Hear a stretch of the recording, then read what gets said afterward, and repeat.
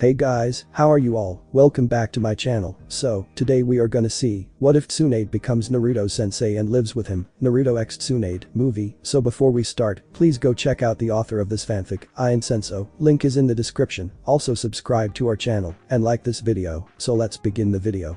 I'm 14 years old. Waking up from his peaceful slumber, Naruto noticed that it was already late into the afternoon, and that he was still in the forest where he found that girl that came out of nowhere. Standing up, he decided that it was time to go home. After walking for a few meters, he stopped dead in his tracks when a voice from behind him called out, "Who are you?" Naruto whipped around to see that it was the girl from before. "Hey, you're that girl from before. Why did you hit me all of a sudden?"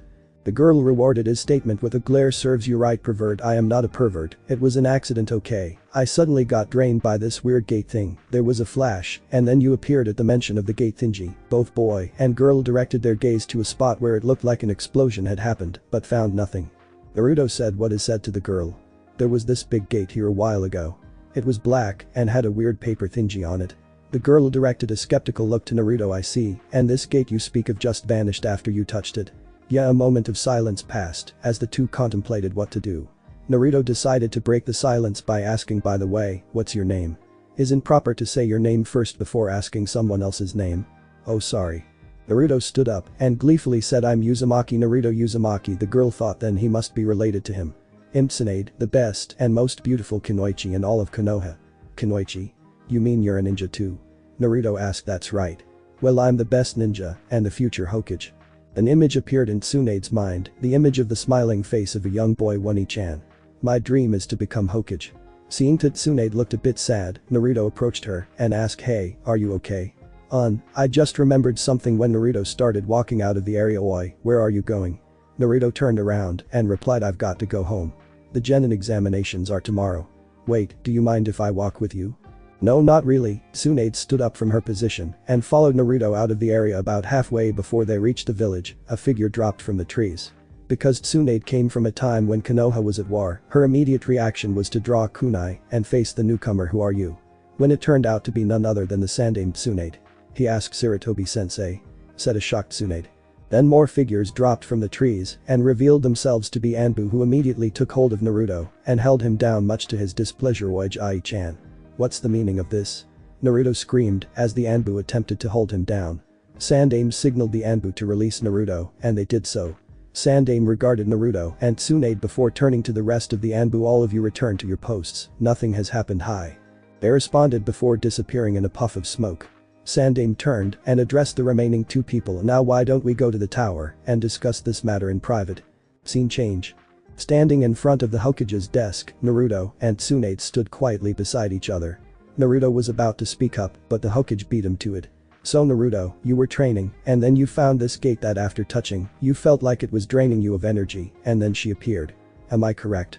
Naruto faced the Sandame and replied yes. Sandame looked at the two again and then said, "And Tsunade was it?" "Hi, Hokage-sama." After gaining consciousness, you saw that Naruto had passed out due to chakra exhaustion, and you looked after him. "Hi, after this brat passed out." "Oi, what do you mean by brat, huh? I'm 14 years old, you know." Tsunade stared at him in disbelief. "No way, you're 14, and yet you're this short," she said before bursting into laughter. "Then you're not only a brat, but you're also a shrimp," Tsunade said between gasps of breath. Naruto turned red at the statement. "Well, you're not so tall yourself, and how old are you anyway?" Tsunade stopped laughing and stood up. "Just so you know, I'm already 18 years old, but most people say that I only look 16." "Oh," and struck a pose. Both the Sandame and Naruto sweat dropped at the sight. Pioplingly said that because they saw the one and only Tsunade Haim punched the equally famous pervert Jiraiya out of the village after a comment about her age, thought the Sandame. "Ha, if I'm a shrimp then you must be an old hag." The temperature suddenly dropped. Then before Naruto knew what had happened to him, he had been punched through the floor and back into unconsciousness. The Sandame took a puff of his pipe before regarding Tsunade. "I am so proud to see that you did not slack off in your training." Tsunade suddenly remembered that she was in the presence of the Hokage and that she had punched a hole in his office. "Please forgive my rudeness, Sarutobi-sensei." Sandame took another puff of his pipe before waving a dismissing hand. "No need to apologize, things like that are easily repaired." Tsunade looked through the hole at the unconscious form inside it. "If you're worried about Naruto, I have arranged for him to be taken home by his academy teacher." Sandame's voice suddenly turned serious. "Now who are you really, and where are you from?" Tsunade turned to face the Sandaime and said, I'm Tsunade from the village of Konoha, granddaughter of the Shodai and medic of the team you lead, Sarutobi Sensei. I'm inclined to believe you, however that information is too general. Maybe something more personal will convince me. Tsunade thought for a moment before she said, there was this one time that Jiraiya explained that his skills improve when peeping. And you said that next time you would go with him. Sandaime turned red at that statement. How do you know that? Sandaime said, an expression of shock on his face. Tsunade sighed, then said, I told you already, I know because I'm Tsunade. Then can you explain why you look 32 years younger? Tsunade looked at the Sandaime and shouted, have you become senile, Sensei?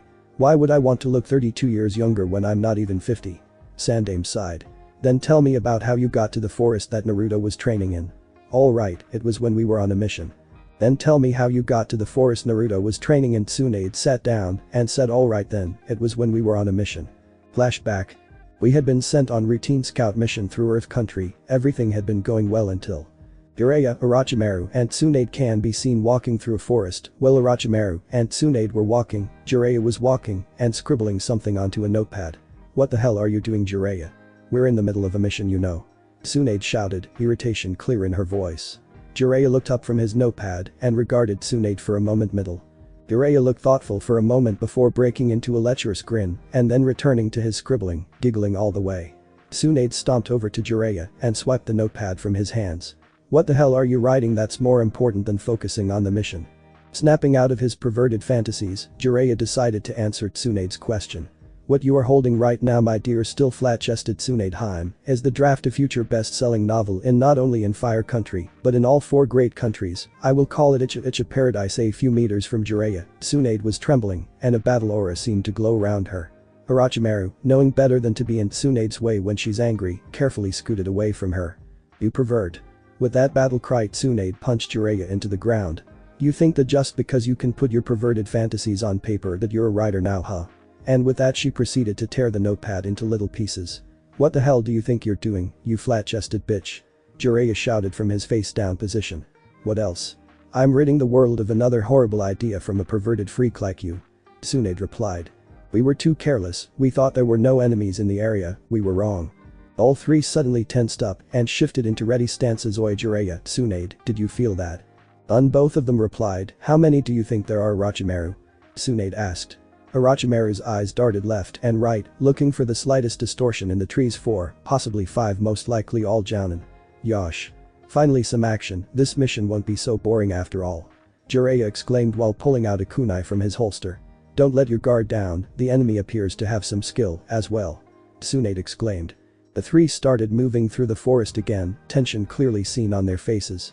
The enemy is most likely following us from a safe distance, don't let your guard down, Orochimaru said. Damn it. I hate these waiting games. Why don't we just find them and beat them up? Jiraiya shouted from his position. Also, our mission was to scout out enemy territory and gather information, not engage the enemy in combat, Tsunade added in. We were still 2 days away from the rendezvous point. We were expecting an attack, they did not let us down. Jiraiya, Tsunade and Orochimaru sat around a small fire, their kunai right in the ground beside them, should there be an attack. It's been a day already, do you think they gave up? Tsunade turned to Jiraiya and said probably not, maybe they went to get reinforcements or they decided to regroup. What do you think of Orochimaru? Jiraiya directed his gaze at Orochimaru, who looked to be deep in thought. They probably decided to call reinforcements, seeing as how the 3 of us are actually well known in the 5 countries. The so-called San in a team who was taught by the current Hokage himself. It would not be a surprise if they decided to call for reinforcements. Both Jiraiya and Tsunade looked a bit surprised.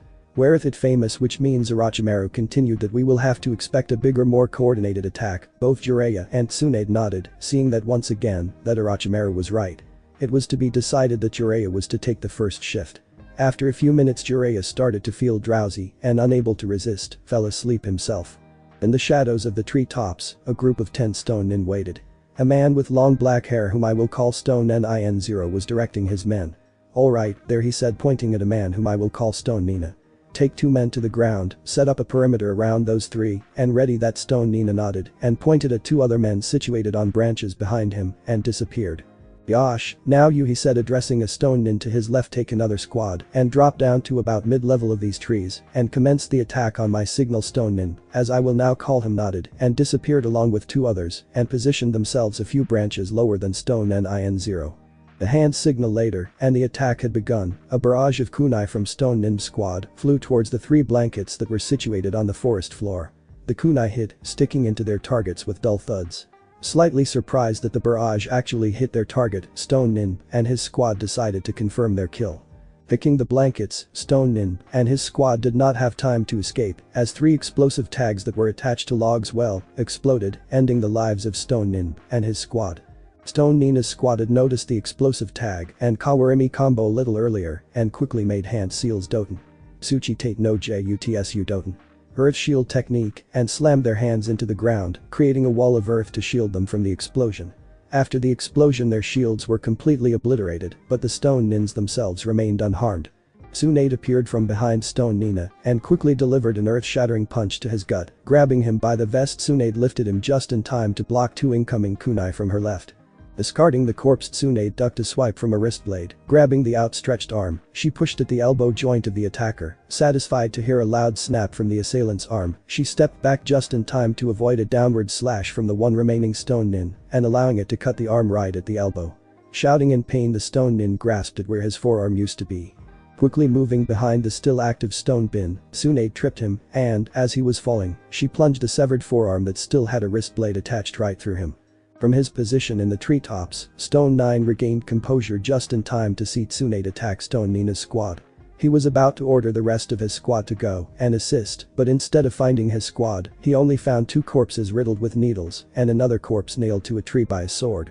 "How do you like my Harigami no Jutsu hair needle technique?" a cocky voice shouted from behind Stone EiENSenso. Whipping around, Stone EiENSenso found Jiraiya and Orochimaru standing just a few branches away, as expected of the team trained by the current Hokage himself. "It seemed as if we have lost from the very start." "You're damn right you did," Jiraiya shouted. Quickly tossing a smoke bomb, Stone 9 decided that retreat was better than capture, but before he could even jump, a fist was quickly planted into his gut courtesy of Tsunade. Falling to the forest floor, Stone 9 pulled out a scroll from one of the many pockets of his vest and quickly opened it. Right before landing, Stone and bit his thumb and ran it across the scroll, leaving a red streak on it. Quickly closing the scroll again, he held it between his pointer finger and thumb. Kuchius. Tomen no Jutsu summoning. Time gate. Suddenly blue chakra burst out and leaped out towards Tsunade, who followed Stone 9 after he fell. "I couldn't move," Tsunade thought, then a big gate appeared in front of her. Behind the gate, Stone EiENSenso laughed. "But this the stone will have one less problem to deal with." He was unable to finish his sentence as 2 kunai hit him in the head, but it was too late to stop the summoning. Jiraiya and Orochimaru arrived just in time to see the gate open up and a strong wind seemed to blow out of it. "Tsunade!"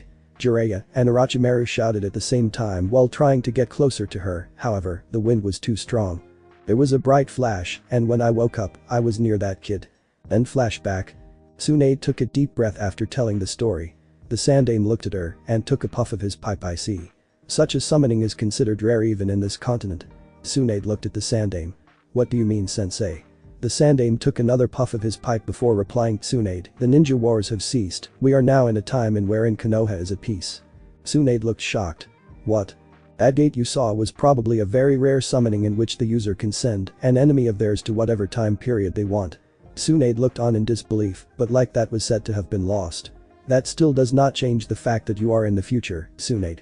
Tsunade suddenly became silent as the gravity of the situation hit her.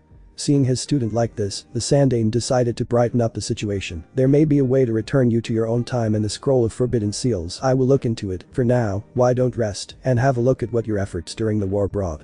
Tsunade looked up and smiled. "I would like that, Sensei." Tsunade then thought, "But Sensei, where am I going to stay?" Sandaime looked at her. "Don't worry, I know just the place." "Don't worry, I know just the place," Sandaime said. Sandaime led Tsunade through the town, pointing out certain areas along the way. "As you can see, Tsunade, Konoha prospered since the end of the war. Businesses are thriving, and children can play safely in the streets. We no longer need to worry about an attack, although we still keep security tight, since there are those who still bear ill will against Konoha." Sandaime stopped in the middle of his explanation to look at Tsunade, who was looking at everything with an amazed look. "Amazing, isn't it, Tsunade?" Sandaime asked. Snapping out of her reverie, Tsunade replied, "Hi, I can't believe this is Konoha." Tsunade thought. Everything looks so peaceful. The usual tension that was present in the atmosphere is gone.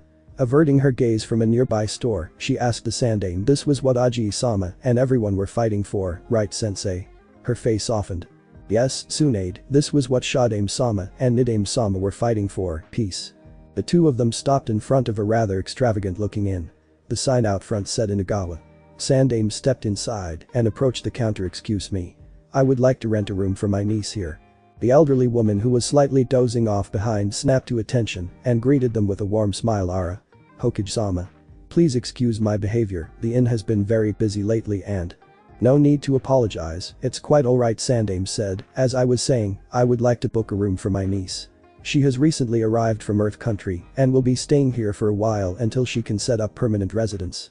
That was not too far from the truth, except for the niece part, everything fitted perfectly. Tsunade had come from Earth Country, albeit by a very unorthodox method, but the innkeeper did not need to know that. The innkeeper directed her gaze at Tsunade.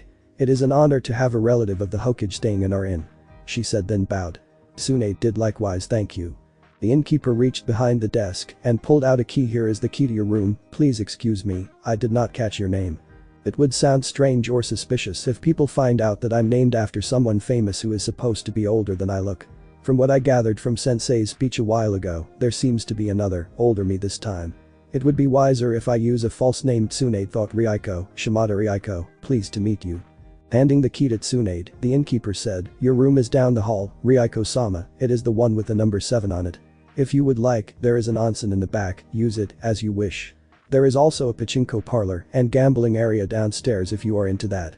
If there is something you need, feel free to ask any of our staff. And with that the innkeeper walked away. Knowing of Tsunade's problem, Sandane pulled out his wallet and handed Tsunade a few bills. Here's some money, don't spend it all on gambling, alright, but his words fell on deaf ears as Tsunade swiped the money from his hands and disappeared downstairs. Sandane was about to step out of the building when a hand gripped his shoulder. Sensei, could you lend me some more money? Sandane turned around to discover that it was none other than Tsunade. What? You lost it all? Sandane shouted. Hi, Tsunade replied sheepishly. Sandane faulted, but it's only been 5 minutes. He said after standing up.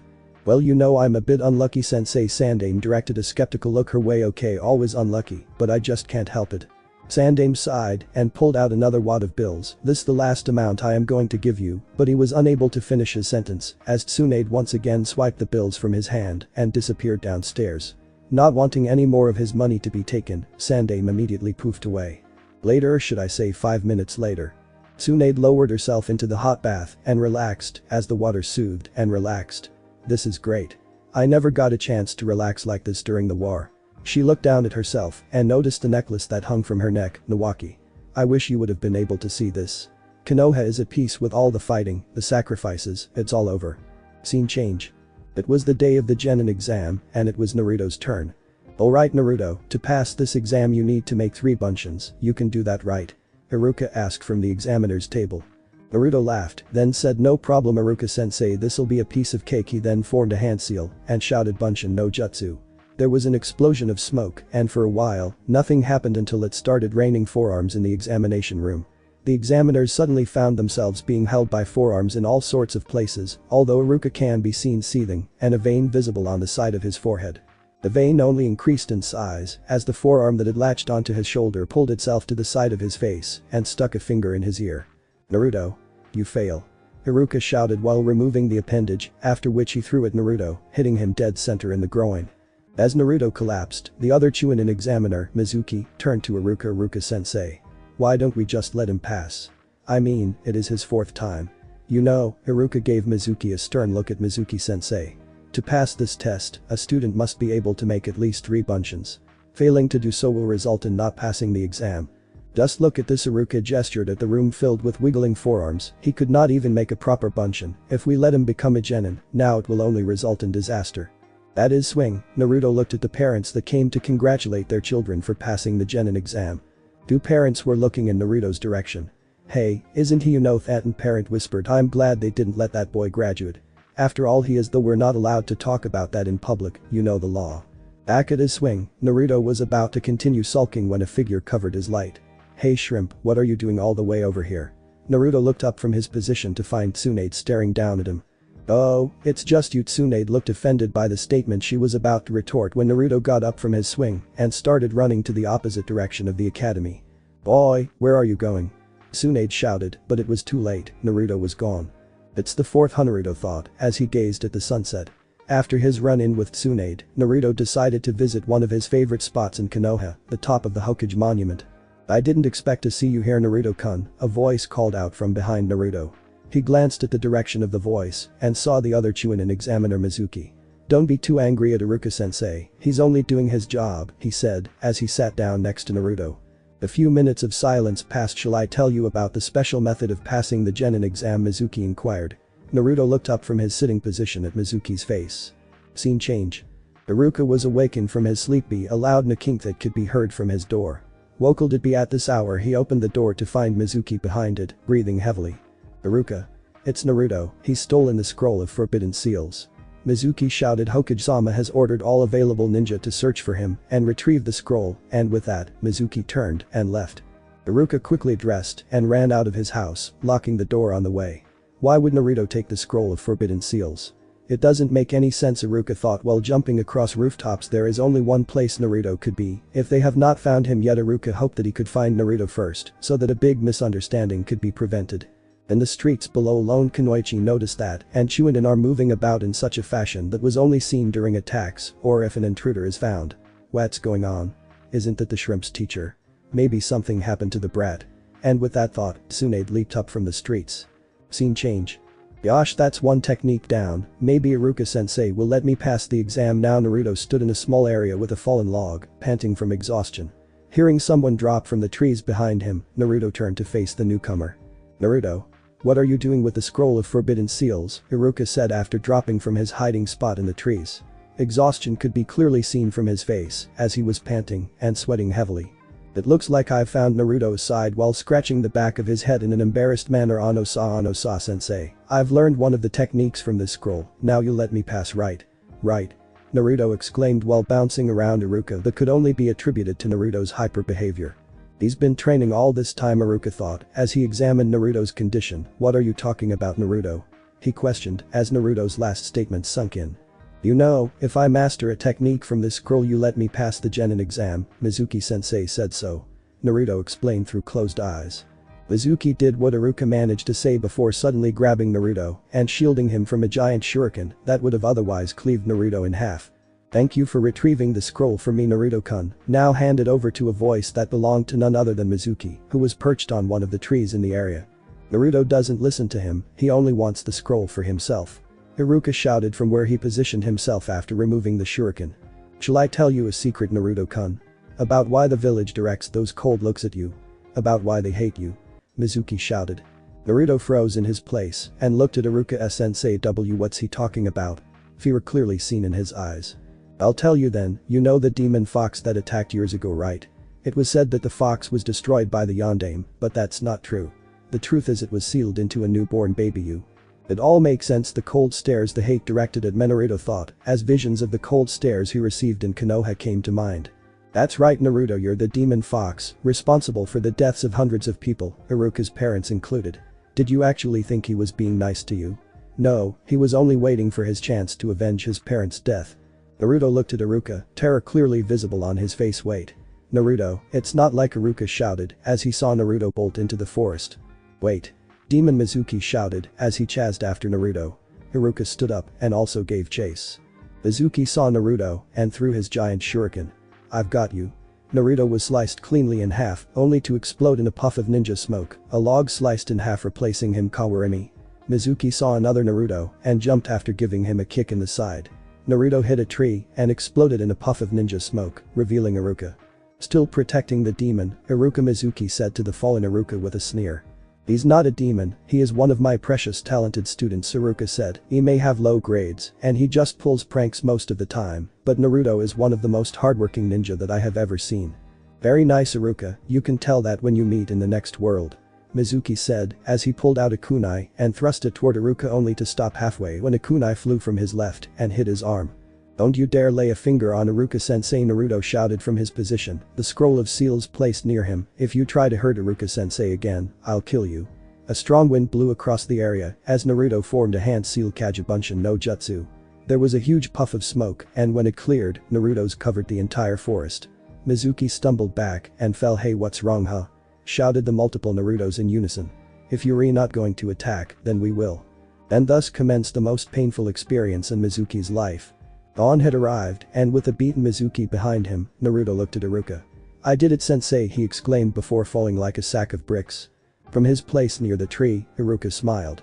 He mastered such a high-level ninjutsu in such a short time, absolutely amazing. Naruto, come here." Naruto stood up and then sat down in front of Iruka, and to his surprise, Iruka placed the on Naruto's forehead. "Congratulations, you passed the Genin exam, Naruto." Naruto looked at the forehead protector, tears about to burst from his eyes. "Arigato, Iruka-sensei." From her spot in the trees, Tsunade clearly saw all that transpired. Smiling to herself, she thought shrimp's not half bad for disappearing. We find Naruto sitting in a chair at the ninja administration's office. The Hokage was sitting on a chair behind a desk which had a stack of papers on it. "Fill these up," Sandaime said, slightly pushing the stack of papers towards Naruto. After looking at the pile of papers, Naruto turned to the Hokage. "I don't want to." "Naruto, these documents are very important, fill them up now." Naruto grimaced, then made a hand seal on hinge. When the smoke cleared, there stood a buxom blonde. "Please, Hokage-sama." The female Naruto blew a kiss which caused the Sandaime to stare, then have blood sprout out of his nose and tip over his chair. After recovering, Sandaime could be seen wiping his nose. "No is what you called it, right? What a ridiculous technique." Naruto scratched the back of his head as if the previous statement was a compliment. "By the way, Naruto, I have something to talk to you about." Something. The door suddenly slid to the side to reveal a little boy with a long, blue scarf. "Digi, I challenge you." The boy started running towards Sandaime, shuriken in hand. "The title of Goddamn Hokage shall belong to me." Konohama, only to trip on his own scarf. Konohamaru tried to stand a trap. Another person entered the room. "Are you alright, young master?" "By the way, there are no traps," the man said while pushing his shades up his nose. "Who the hell is this kid?" Naruto thought. Konohamaru noticed Naruto, then stood up. "You did something, didn't you?" he said while pointing at Naruto. Naruto stood up, then grabbed Konohamaru by his scarf. "You just tripped on your own, you idiot." "Naruto. Release him at once." Ibisu the elite said, which caused Naruto to turn to him. "That boy is Sandaime Hokage-sama's grandson." Naruto looked at Konohamaru intently.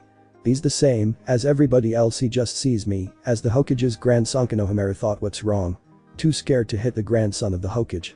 Naruto raised his fist, then delivered it straight onto Konohamaru's head. "Like I care about that, you idiot," he said. Before passing out, Konohamaru thought, this guy is Nani? Ibisu said, clearly shocked by what had transpired. The Sandaime took a puff of his pipe and shook his head. Scene change. Tsunade woke up from her sleep by the ringing of the alarm clock. Deciding that it would be nice to take a better look around Konoha, she took a shower and then dressed herself. After opening the door, she came face to face with a man who was about to knock. "Shimada Ryako-san, right?" they asked. Quickly remembering the fall she used, Tsunade replied, "Yes. Hokage-sama requests your presence at the tower." "What would sensei need to see me for?"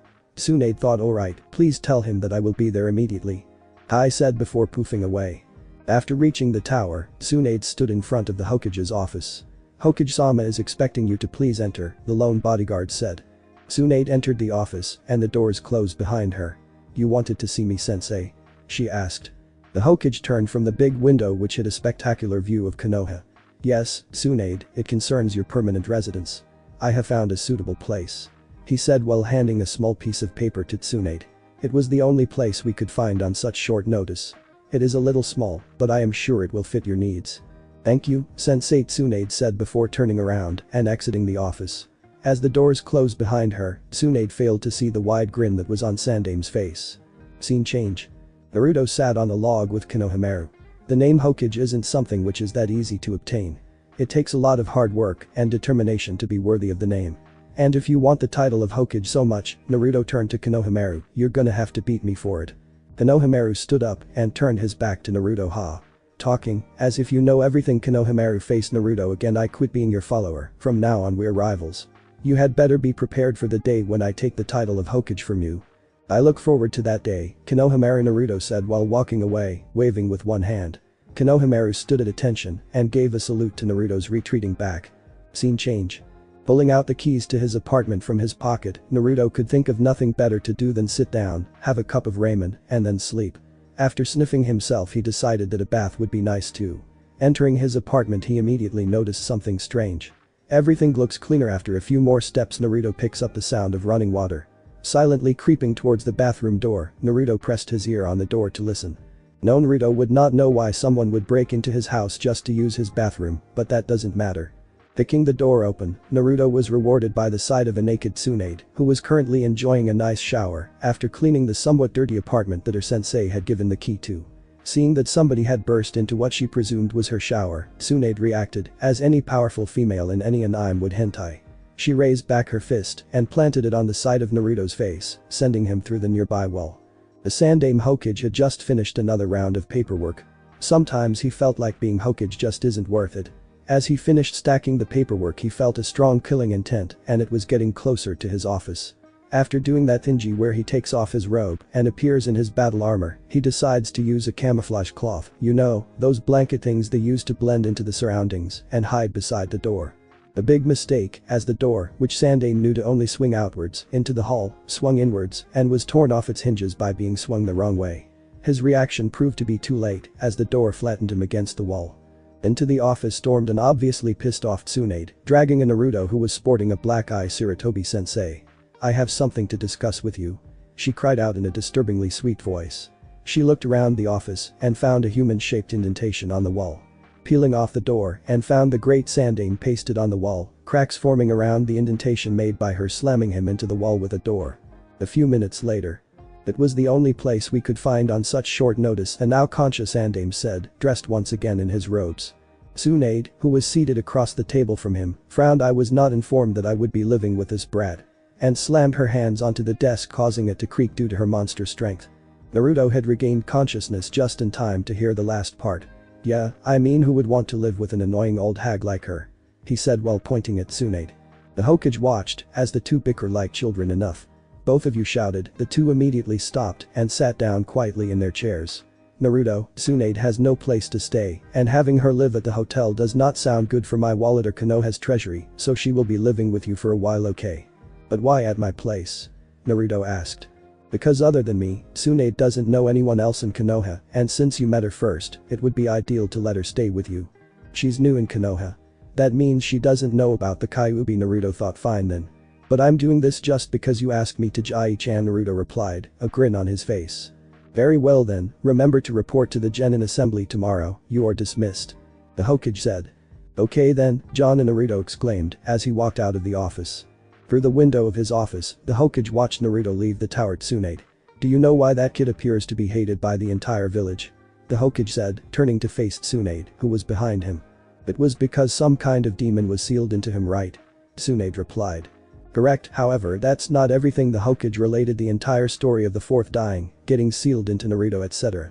At the end of the story, Tsunade nearly cried. "Such a heavy burden for one so young," she said, tears threatening to burst from her eyes. "The fourth intended for Naruto to be seen as a hero, but that was not the case," Sandaime said, eyes downcast. "This is where you come in. I am sure that you know what Naruto's life was like. It would be better for him if he had more people to acknowledge his existence." "Fine then, Sensei," Tsunade said, and sighed in defeat. "Thank you, Tsunade, and if you don't mind, there is one more task I would like to ask of you," Sandaime said. Tsunade raised her head to listen to her sensei's request. The day after, Naruto woke up groggily and decided to take a shower. After said shower, he remembered that today was the day the teams were going to be chosen. Consuming his now cooked instant ramen, he quickly dressed himself and bolted out of his house. After reaching the classroom, someone said to him, "What are you doing here? This only for those who passed." "Can't you see this?" Naruto shouted in the boy's face while pointing at his forehead protector. When he entered the classroom, he was greeted by the sight of Sakura and Ino, trying to get the seat beside Sasuke. "Move it, forehead girl, get out of the way, Ino pig. The one who's going to sit next to Sasuke-kun is me," they said while pushing at each other. "Damn that Sasuke. Always getting the attention," Naruto thought. "I'll show him," and with that, stepped on Sasuke's desk and stared down at him. Apparently this was a bad decision, as someone accidentally pushed Naruto, causing him to lock lips with Sasuke. All the girls in the room looked at the scene aghast. "No. Sasuke-kun's first kiss." There was a moment of silence before all of the girls looked at Naruto, battle auras blazing. "Naruto," they all said. Now Naruto, who had just recovered from said kiss, wiped his lips on the sleeve of his orange jacket while spitting all over the place, then looked up in alarm as he saw the girls who had just surrounded him. "What's wrong with Sakura-chan?" he asked Sakura, who was just beside him. Sakura's hand lashed out at a speed comparable to Yamazaki's snake fist and grabbed Naruto's collar. "Naruto no baka," she shouted after delivering what looked to be an extremely painful punch to the side of Naruto's face. The other girls followed, delivering punch after punch on Naruto. Iruka entered the classroom and was greeted with the sight of a twitching Naruto on the ground with multiple bruises on his face. "What happened to you?" he asked. "Punches, so many can't block," Naruto said while standing up and proceeding to the back of the classroom. "I will be announcing the team arrangements," Iruka said, "and so Team 7. Uchiha Sasuke looked up Haruno Sakura. "Hell yeah. Take that Ino pig," said Sakura, who stood up from her seat and pointed at Ino. Uzumaki Naruto Sakura immediately deflated and Naruto cheered. "Your senseis will come here to pick you up, so until then wait here," and with that, he left the room. One by one the Jounin came and picked up their teams until there was only Team 7 left. "Damn it. Our sensei is late," Naruto said in irritation. "Way to state the obvious, dope," Sasuke said. Naruto would have shouted back at him but decided that it would have been a waste of time. Instead he decided to prepare a surprise for their late sensei. "What are you doing?" Sakura asked. "It's his fault for being late," Naruto replied while setting the eraser on the top of the door. When the door opened, Naruto expected the eraser to land on the person's head, instead it was caught and thrown back into his face. "Is that any way to treat your sensei?" the person who just entered asked. "Is that any way to treat your sensei?" the person who just entered asked. "A few hours ago." "Be that boy sensei?" an incredulous Tsunade asked. "Yes," the Sandame said after taking a puff of his pipe. "I had originally thought for the person in this file to be his sensei," Sandame said while handing Tsunade a folder, "but even he does not see Naruto's potential and will most likely focus on the genius Uchiha. Therefore I think it would be in the team's best interest if you teach them." "I don't know, Sensei," Tsunade responded, looking over the folder again. "This person seems very capable and I have never led a team before." "Even geniuses have their problems, Tsunade, you should know that very well," Sandame said, "so will you accept?" "Alright then, I can also assume that except for a handful, most of this village hate Naruto, right?" Tsunade asked. Sandame nodded. "Okay then, I'll do it," Tsunade decided. Back to the present. A decision she hoped she would not regret as she looked upon the three who were now seated across from her on the roof. This arrangement looks eerily familiar. Tsunade thought, "Why don't we start by introducing ourselves?" Tsunade said, "You, the one in orange, why don't you start?" and pointed at Naruto. "Yosh.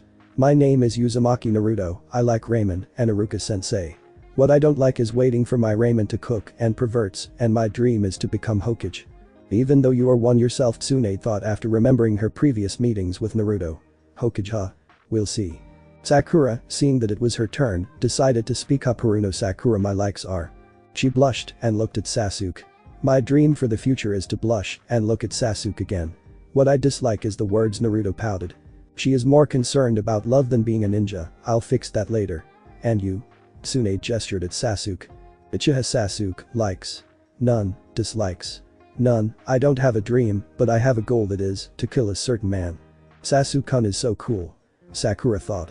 Damn, Sasuke trying to act cool again, Naruto thought. Thoughts of revenge at such a young age, that's not good. Seeing that everybody was finished, Tsunade introduced herself to Tsunade, Medicnin likes. Sake and gambling, dislikes. Perverts and losing bets. My dream is to revolutionize the medical system we have and possibly save more lives. After a moment of silence, Tsunade asked, "Well, any questions?" Sakura raised her hand. "Ano, sensei, why are you named after one of the legendary?" Tsunade was well prepared for such a question. "Well, you see, my parents have this strange belief that naming their children after strong people will allow them to become strong as well. I hope they believe this, and they heard about the legendary Kunoichi Tsunade and decided that I be named after her, since famous Kunoichi were rare around that time." Naruto and Sakura just stared blankly at her, while surprisingly Sasuke nodded in agreement since he was also named after a famous ninja, one of the founders of ninjutsu itself, Sarutobi Sasuke. Said to be one of the first ninjas along with Hattori Hanzo, he founded one of the first hidden villages, Kurigakure, and started the cage system, which proved itself effective for managing huge numbers of ninjas instead of having small clans. But enough about that, Tsunade decided to continue. "Well, I guess that's it for today. Report to the training ground with the Shinobi Memorial early in the morning, make sure to eat your breakfast, you'll need the energy." Dismissed. After Sasuke and Sakura had left, Tsunade and Naruto stayed on the roof. "Shouldn't you be going?" Tsunade asked. "I don't have anything better to do," Naruto replied. An awkward silence passed between the two until Tsunade broke the silence. "Sorry about hitting you last night," Tsunade said while looking down. Naruto quickly turned around to hide the blush that had formed on his cheeks. "It was nothing, forget about it." "Ano-sa, how about I treat you to some ramen, in apology for hitting you yesterday?" At the word ramen, Naruto instantly perked up. "Okay. Later at Ichiraku." Tsunade looked at her now empty wallet and a stack of empty bowls beside Naruto. "Where the hell do you pack all that food, Naruto?" "Don't know what," Naruto said through a mouthful of ramen.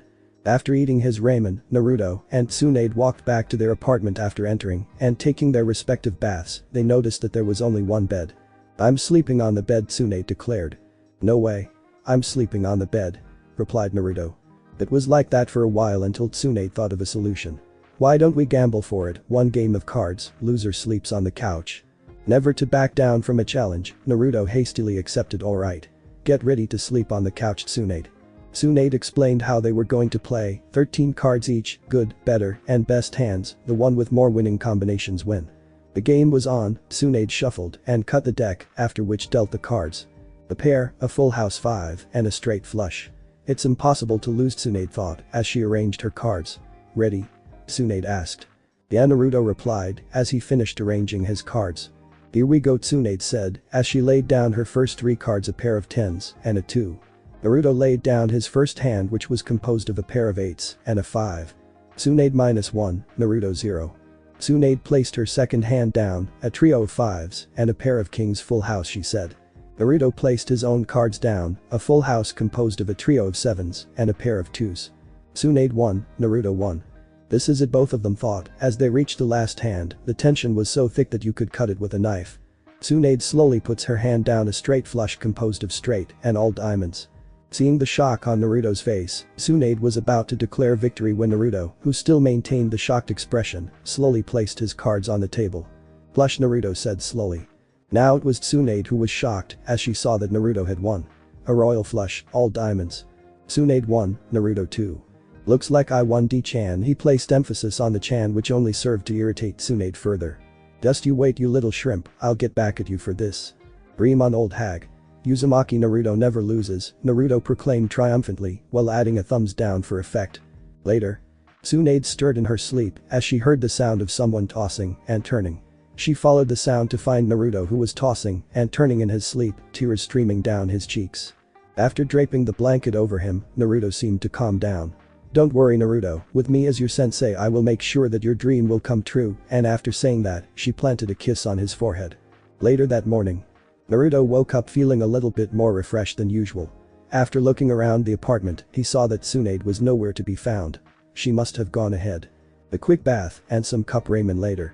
Naruto quickly left his apartment. Naruto arrived at the training field to find Sasuke and Sakura waiting. "Oh hey, Sakura-chan," Naruto shouted. Sakura winced at the volume of the greeting. And then hit Naruto on the head. "Baka. It's 5 a.m. Shut up." Omen, Naruto replied sheepishly while nursing his head. A voice from their left said. The three turned to the source of the voice to find Tsunade in full uniform, sporting 2 red arm guards. "We're going to do something interesting today. Survival training. We already did that at the academy," Sensei, Naruto whined. "Ah, but this one is a bit different. This is actually a test to see if you are worthy of becoming Genin," Tsunade said. All 3 soon to be Genin paled. "This test has a 66.6 failure rate. The objective is for the 3 of you to attempt to get these 2 bells from me," she said, raising said 2 bells. "The one who fails to get a bell is to be sent back to the academy and will have to repeat another year." Tsunade walked over to one of the 3 logs and placed a clock on top of it. "You all have until noon to get these bells from me. Time starts now," and with that Sasuke and Sakura vanished. Surprisingly, Naruto remained. "Don't you know what a ninja does?" said an exasperated Tsunade. "The term ninja refers to someone who is an expert in stealth, you know. The great Uzumaki Naruto doesn't need to hide. I'll just beat you up, then take those stupid bells," Naruto shouted arrogantly while pointing at Tsunade. Tsunade sighed and popped her knuckles, and "Neck, looks like I'll have to teach you what being a ninja is all about, you little brat," as she started stretching a bit. "Bring it on, an old hag," Naruto said while shifting into a fighting stance. Having finished stretching, Tsunade said, "By the way, if you want to beat me, come at me with the intent to kill." Tsunade then stomped her foot into the ground, creating visible cracks in the earth as she relaxed into a stance. She stretched out one arm and gestured, "Come on," a smirk visible on her face. Naruto stared at Tsunade, sizing her up. It was like this for a few seconds, then, quickly reaching into his holster, Naruto flung 3 kunai in Tsunade's direction. Tsunade caught the first 2 kunai, then deflected the third one, causing it to land in the ground beside her. She looked up just in time to see Naruto's fist heading for her. Extending one finger, she tapped Naruto's arm, deflecting the punch and causing Naruto to lose his balance, leaving him open. After which, Naruto found himself with his arm held behind his back and a kunai near the back of his head. Is that all? Tsunade asked mockingly. A ninja is someone who is trained in the art of stealth. Charging headfirst into a fight is the samurai's job. She then threw Naruto into the nearby river. Where are the other two? She thought. Her train of thought was broken as 2 shuriken flew out of the river and sped towards her. She casually caught the 2 shuriken but was surprised when an explosion of ninja smoke occurred and 2 Narutos were now clinging onto her arms. More splashes followed and she watched as more Narutos emerged from the river. They charged as one and a dog piled on Tsunade, intending to get the bells. The Narutos were surprised when they found no Tsunade beneath them. She must have used henge, a clone said. Chaos followed as the Narutos attacked one another hoping to find Tsunade. It was you. You smell like Tsunade sensei. It's not me. It was Kawarimi, you idiot, Tsunade shouted as she stepped out from the bushes. The Narutos all turned to look at her. Know your well, or they will be used against you. The Narutos charged at her again, this time though, she was more than prepared. She punched the ground causing sizable pieces of earth to fly up and hit the attacking Naruto clones, making them disappear in poofs of smoke. The real Naruto continued and threw a punch at Tsunade. She caught the punch and swung Naruto around so that his back was to her. Why are Genins nowadays so weak? She stated, brats like you deserve a good spanking. She then extended her arm and delivered what looked to be a powerful spank to Naruto's ass, causing him to fly across the field because of its strength. Shit, Naruto said while clutching his now sore ass. From the nearby trees, Sasuke and Sakura winced as they saw the recent attack. That must have hurt a lot, they thought. Seeing an opening, Sasuke pulled a string he was holding, launching a barrage of kunai at Tsunade. He smirked when he saw the kunai hit their mark but frowned when Tsunade's form poofed and turned into a log. What are you doing all the way over here, Sasuke-kun? Tsunade asked after appearing behind Sasuke. Sasuke dodged the finger that intended to poke him on the head and swung out his leg to kick Tsunade's side. Tsunade caught the kick however and threw Sasuke into the open plain. Your taijutsu is pretty good, Tsunade commented. Sasuke responded by throwing 3 shuriken at her. Tsunade caught the shuriken on one finger and blocked the kick that was aimed at her head that followed. Sasuke followed up with a backhand that was easily ducked and then a straight punch. Tsunade responded by tapping Sasuke's wrist, therefore cancelling the attack, which was followed by a light palm strike on Sasuke's body which sent him flying. After being hit, Sasuke quickly started making hand seals Katen Gakakyu on the ball of flame, headed for a slightly surprised Tsunade, who in response to the attack, punched the ground hard, causing a shield of earth to rise up and block the incoming flames. She felt a presence behind her and found Naruto, apparently recovered from his earlier mishap, charging at her once again. He threw 3 kunai at her. Something won't work twice, she thought, wary of the kunai cage bunshin combo, and proceeded to step to the side, intending to avoid the kunai completely. Something else happened though, as the clones dropped the henge when they were a few feet from her and charged, the real Naruto following closely behind. The 2 clones to her left and right threw a left hook and a right sweep respectively. She blocked the attacks with one arm and leg each, then found the 3rd clone a few inches from grabbing the bell. Tsunade planted a knee in the clone's face and made it disappear. She then delivered a punch to the clone on her left and elbowed the clone to her right, causing them to disappear. This left the real Naruto, who tried to hit Tsunade with a thrust kick aimed at her midsection. Tsunade caught the kick, but then Naruto threw a smoke bomb aimed at her face. The smoke bomb exploded on the rock behind her and though not on target, successfully created a smoke screen. From within the smoke screen, Tsunade felt a kunai fly by her, slightly causing a tear on her suit. She quickly ran out of the smoke screen and emerged to find Sakura, who immediately threw a kunai at her. She deflected the kunai, but suddenly dodged as she saw a kunai to seemingly appear out of nowhere and fly by her chi, causing a small scratch Anki. She thought. Sakura proceeded to throw another kunai. Tsunade looked at the thrown kunai and saw another kunai slightly trailing underneath the first. She deflected both kunai this time and blocked a kick from Sakura.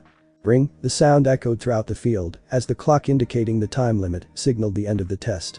She gathered the 3 genin in front of the 3 logs. I see that you were, she trailed off as she reached down to her waist to get said bells only to find nothing. Looking for this, sensei? Naruto started with a victorious tone while raising the 2 bells in question. The surprise showed on Tsunade's face. When did you? She started that kunai, she thought, replaying the part where she deflected the 2 kunai thrown by Sakura. I transformed myself into one of the kunai Sakura-chan was holding and took the bells just right after the alarm rang, Naruto declared with a huge grin on his face. Well Naruto, you have 2 bells, who will you give the other 2? Tsunade asked. Naruto did not bother to waste time thinking, I'll give it to Sakura-chan of course. If she didn't help me, we would have failed, Naruto declared as he handed the bell to Sakura, who blushed a bit at the compliment even though it was from Naruto. This left Sasuke, as you know, the one who doesn't get a bell tied to the log, Tsunade stated. And so we find Sasuke tied to the middle log and slightly squirming due to the discomfort of his bindings. Tsunade stepped a few meters from the log and pulled out a kunai ninja, risking their lives for the mission, correct? Sakura and Naruto nodded. The kunai flew from Tsunade's hand, landing dangerously close to Sasuke's face. "What are you doing, sensei?" shouted Naruto. Tsunade ignored the statement. "You will encounter many life-threatening situations in the field," she said, as another kunai flew from her fingers and landed close to the right side of Sasuke's face. Naruto and Sakura proceeded to step forward but were stopped in their tracks. "Don't help him." Tsunade shouted, "Make one move to help him and the both of you fail as well." And another kunai flew from her hand and landed with a thud right between Sasuke's legs, near his groin. If Sasuke wasn't afraid before, one could see that he was now shown by the many beads of sweat running down his face. Even Sakura looked shocked. This was also expressed by her alter ego. "What hell is that bitch doing?" her inner personality shouted. She looked at Tsunade, who had a very evil looking grin on her face. "Maybe I should end the Uchiha bloodline here," she wondered out loud while tapping the handle of the kunai she was holding against her chin. Sakura almost fainted at that remark. "She can do that," Sakura thought. The next one, Tsunade started coolly and threw the kunai, intending to hit Sasuke for real this time. Sakura closed her eyes, expecting to hear the meaty thud of kunai meeting flesh, and she did, but when she opened her eyes, she was extremely surprised to find Naruto in front of Sasuke, arms crossed with a kunai lodged in one of them. "Why did you interfere?" Tsunade shouted with steel in her voice. "I don't care about repeating another year. I don't care even if it is Sasuke team.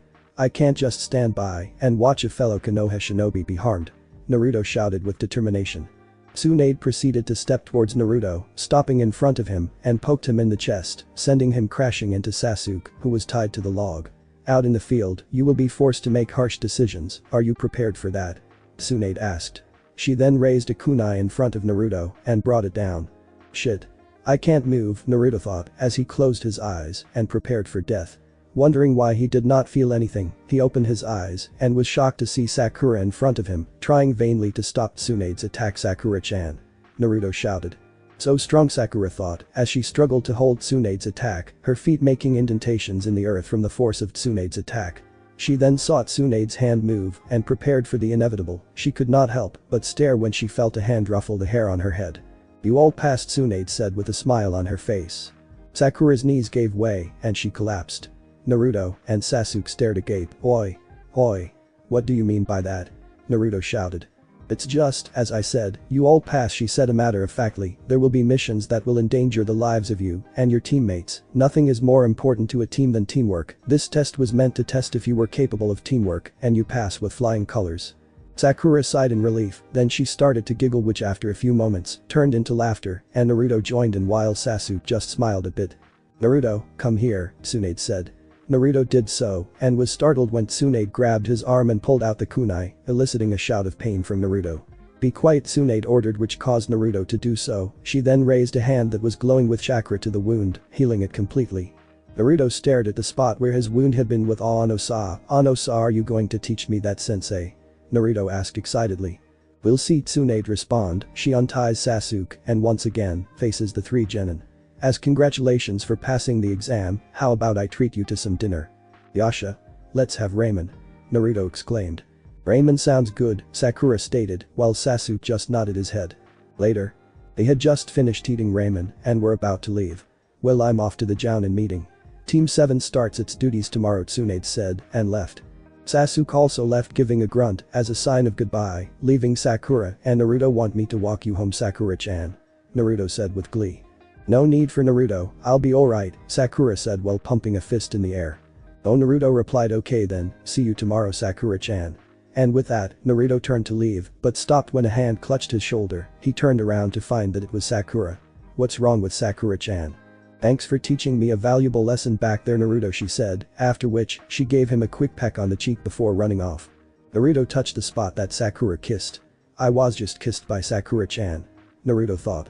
The look on his face said that he should be happy, but he did not feel it. Deciding that pondering such a thing would just give him a headache, he decided to just dwell on the fact that Sakura kissed him and went home, a wide grin on his face. At the meeting. Tsunade stared at the odd man who was speaking up front. I would like to welcome our latest addition, Tsunade. As the man who was known as Mido Guy, it is such a wonder to be able to reach the rank of Jounin while still in the springtime of youth. Guy shouted while shedding tears. The door of the bar swung open and in walked a man reading a book. Kakashi, my eternal rival. How was your team? Kakashi looked up from his book and replied they failed, another disappointment before going back into his book. Who did you get for your team? A woman to Tsunade's left asked. Oh, I forgot to introduce myself, Yuhi Kurenai, this chain smoker beside me is Asuma, she said while gesturing at Asuma, who raised his mug and said yo. Tsunade, she responded and took a sip of her sake. My team looks promising, I got Uzumaki, Ichiha, and Haruno. Kurenai nodded. Well, I got the Hyuga heiress, and Inyazuka, and an Abiram. Tsunade nodded and then they looked at Asuma. I got the Inoshikachu combination, he stated and then took a swig of his mug. This year's Genin is filled with all sorts of monsters, aren't they? Kurenai asked Asuma, who nodded in affirmation. Seeing that nobody else was going to say anything, Tsunade proceeded to drink the rest of her sake. Later. Naruto was about to go to sleep when he heard a rapping at his door. Wokel did be at this hour. He opened the door to find Tsunade, who was holding a sake bottle in one hand with a huge grin on her face. I'm Baek, she said, obviously drunk, and then collapsed. Naruto shook his head and made a clone to help carry her to the bed. Man, you're pretty heavy, he said. What? Are you saying I'm fat? Tsunade angrily replied and moved to punch Naruto, but since she was plastered it came out as more of a tap on his cheek. After laying her on the bed, Naruto dispelled the clone and breathed a sigh of relief. At least you got home okay, he said out loud. Tsunade gazed at Naruto through half-closed eyes. Nawaki. After seeing Tsunade's eyes open, Naruto moved closer to see if she was awake but soon found himself nearly suffocating as Tsunade enveloped Naruto in a hug. Nawaki, I'm sorry, so sorry, Tsunade repeated as she sobbed heavily. I couldn't save you, Tsunade stuttered. I'm so useless and cried on Naruto's shoulder. Seeing that Tsunade was crying, Naruto clumsily returned the hug, rubbing Tsunade's back all the while in assurance. It was after a bit that Tsunade calmed down. Naruto tried to adjust his position to leave but found that he could not because of Tsunade's strength. I hope she doesn't misunderstand this. In the morning, Naruto thought before drifting off into sleep in Tsunade's arms. Tsunade sighed as she looked at her team who was gathered at the bridge. It has been a long and very stressful week. Day 1. Team 7 was supposed to gather at the bridge. Sasuke arrived first, followed by Sakura, who gave an excessively cheerful oheu. Sasuke-kun. Followed by a glump. Sasuke gave an irritated grunt as a reply. Oheu Sakura-chan, Sasuke team, a weak voice called out to them. The two turned to the source of the voice, finding something wrong since said voice was supposed to be higher in terms of volume. They were greeted with the sight of a battered Naruto. He was sporting bruises and a black eye. Naruto, what happened to you? Sakura asked, not because she liked him or anything, just that because he was her teammate. Nothing, Naruto replied, even though it was obvious that there was something. Seeing that Naruto wasn't going to say anything, Sakura decided to drop the matter. Tsunade gave a wave as she joined the trio. Yo. Oheu, the three Genin replied. We have a mission today, she said while holding up a scroll. It's from a Mr. Miyagi. Yasha. Naruto cried excitedly upon hearing the word mission. I bet it's a really cool mission. Let's do it. His other two teammates looked at him, obviously not sharing his enthusiasm. Tsunade frowned at Naruto, who thankfully did not notice. She nearly blushed after recalling the events that transpired this morning. Earlier this morning. She was having a dream about her getting together with the undeniably hottest ninja during her time, Hayabusa Ryu. Oh, Ryu-sama, Tsunade cooed as she gazed upon the masked visage of Ryu. Tsunade-chan responded, then slowly pulled his mask off, revealing a face that would, in her time, make any kunoichi melt on the spot. The truth is, Tsunade-chan, ever since I saw you, there has been this feeling I can't stop. It's the feeling of wanting to be close to you, Ryu said huskily, all the while caressing Tsunade's cheek. To which Tsunade responded by placing her hand over his. Oh, Ryu-sama, she said excitedly. She then moved in to capture his lips. Meanwhile, Naruto had just woken up to the sight of approaching lips. He was about to shout, but Tsunade's lips covering him remedied that. Naruto's eyes became the size of golf balls, but he slowly started to return the kiss. I don't really understand, but it feels kinda nice. Immediately retracted this thought, however, as he saw that Tsunade was in the process of waking up. Panicking, he quickly tried to break the kiss and escape from Tsunade's vice-like embrace, but it was useless. Tsunade's superhuman strength made sure of that. It was at this point that Tsunade woke up and she quickly noticed two things. Naruto was in her bed and that he was kissing her or vice versa, but that was not the point. Quickly breaking the kiss, she grabbed Naruto and threw him across the room, causing him to crash into the nearby wall. After recovering, Naruto felt a chill go down his spine as he saw an extremely furious Tsunade. Veins were popping up on the side of her forehead and she was emitting a red battle aura. Naruto knows she started then looked up Baka. After which mayhem followed. An old man in a nearby apartment, damn kids, he grumbled, then immediately went back to sleep. Back to the present. Is this the Genin team Miyagi asked for? An old man who was dressed in a simple shirt and short combo asked Tsunade. Hi, I'm their sensei, Tsunade, she replied with a bow. Do you have a task for us? She asked. The three Genin had serious expressions on their faces. What could it be, Sakura thought.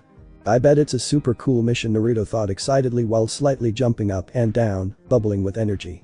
Finally, a chance to test my skills, now if only these two were not here, Sasuke thought. Miyagi led them to a house. Here is where Miyagi has you do tasks, as he gestured to the house. Wait here while Miyagi gets tools, the old man said. He came out a few minutes later while carrying a bucket, some rags, and a brush. You said while gesturing at Sasuke you followed Miyagi. He then led Sasuke to a fence. He put the bucket down, then opened the bucket, revealing it to be paint. He then dipped the brush in the paint and handed it to Sasuke, who looked at it questioningly. First you paint the fence, Miyagi said after a moment of silence. Sasuke suppressed a fault, then grudgingly started to get to work, sloppily making strokes on the fence. Miyagi approached him again and said all in wrist, Miyagi said while grabbing the brush up, down, long stroke, and proceeded to paint the fence up, down he repeated. He then handed the brush to Sasuke who attempted to imitate what Miyagi had done. Bend your wrist. Downstroke, you bend. See? Good, Miyagi cryptically offered and then left, leaving a grumbling Sasuke. Oh, and don't forget to breathe. Miyagi decided to add, as an afterthought. Miyagi came back a little later and pointed to Sakura. It was your turn. She was led into the house and handed her two objects that looked like bongos. Oh no, Miyagi-san, what do I do with these? Sakura asked, raising said objects in question. Honey, you should ask Sakura-san. Miyagi then stepped over to Sakura, grabbed one of the bongos, and placed it on the floor. Right circle, left circle, he said while moving the sanders in circular motions. Whole floor, right circle, left circle. Don't forget to breathe. We're supposed to sand this entire floor. Go to hell, you old fart.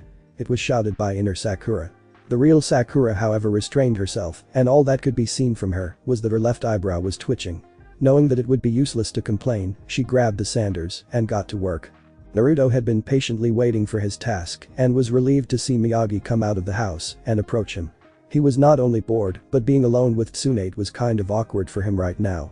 Alright, Miyagi started your turn and then led Naruto to a room with a big square object in the middle that was covered by a cloth. I have the most important task for you, he said, then removed the cloth, revealing an onyx table. Naruto was amazed, although why somebody would make a table out of onyx was beyond him. He could not help but be captured by its beauty and depth. Deciding to feel it, he ran a hand across its dark surface, finding it to be rather dusty. Miyagi then applied some kind of chemical on the rag and then placed the rag on the table. Now Naruto-san does this, and then he makes a circular motion with his right hand, followed by his left hand that was also holding a rag. Do you understand, Naruto-san? Wax on motion with right hand, wax off, and then followed by the left hand. Do this until the table is sparkling, and with that, he leaves. Naruto only groaned in response. Is this what I'm supposed to do? He asked himself. Maybe I'll get something better if I finish faster, he thought, and then made a cage Bunshin to help him in his task. It's going to be a long day, Naruto thought before getting to work. A2. Tsunade looked at the assembled genin. Today, we will be figuring out your weaknesses and how to correct them. But first, a little exercise. She then approached a tree and started to walk up its side, eventually coming to a stop and hanging upside down from a branch. Naruto's eyes widened. How do you do that, sensei? He questioned excitedly while jumping up and down. His companions, well, Sakura was surprised while Sasuke maintained a blank expression. Tsunade dropped from the branch and landed on 2 feet.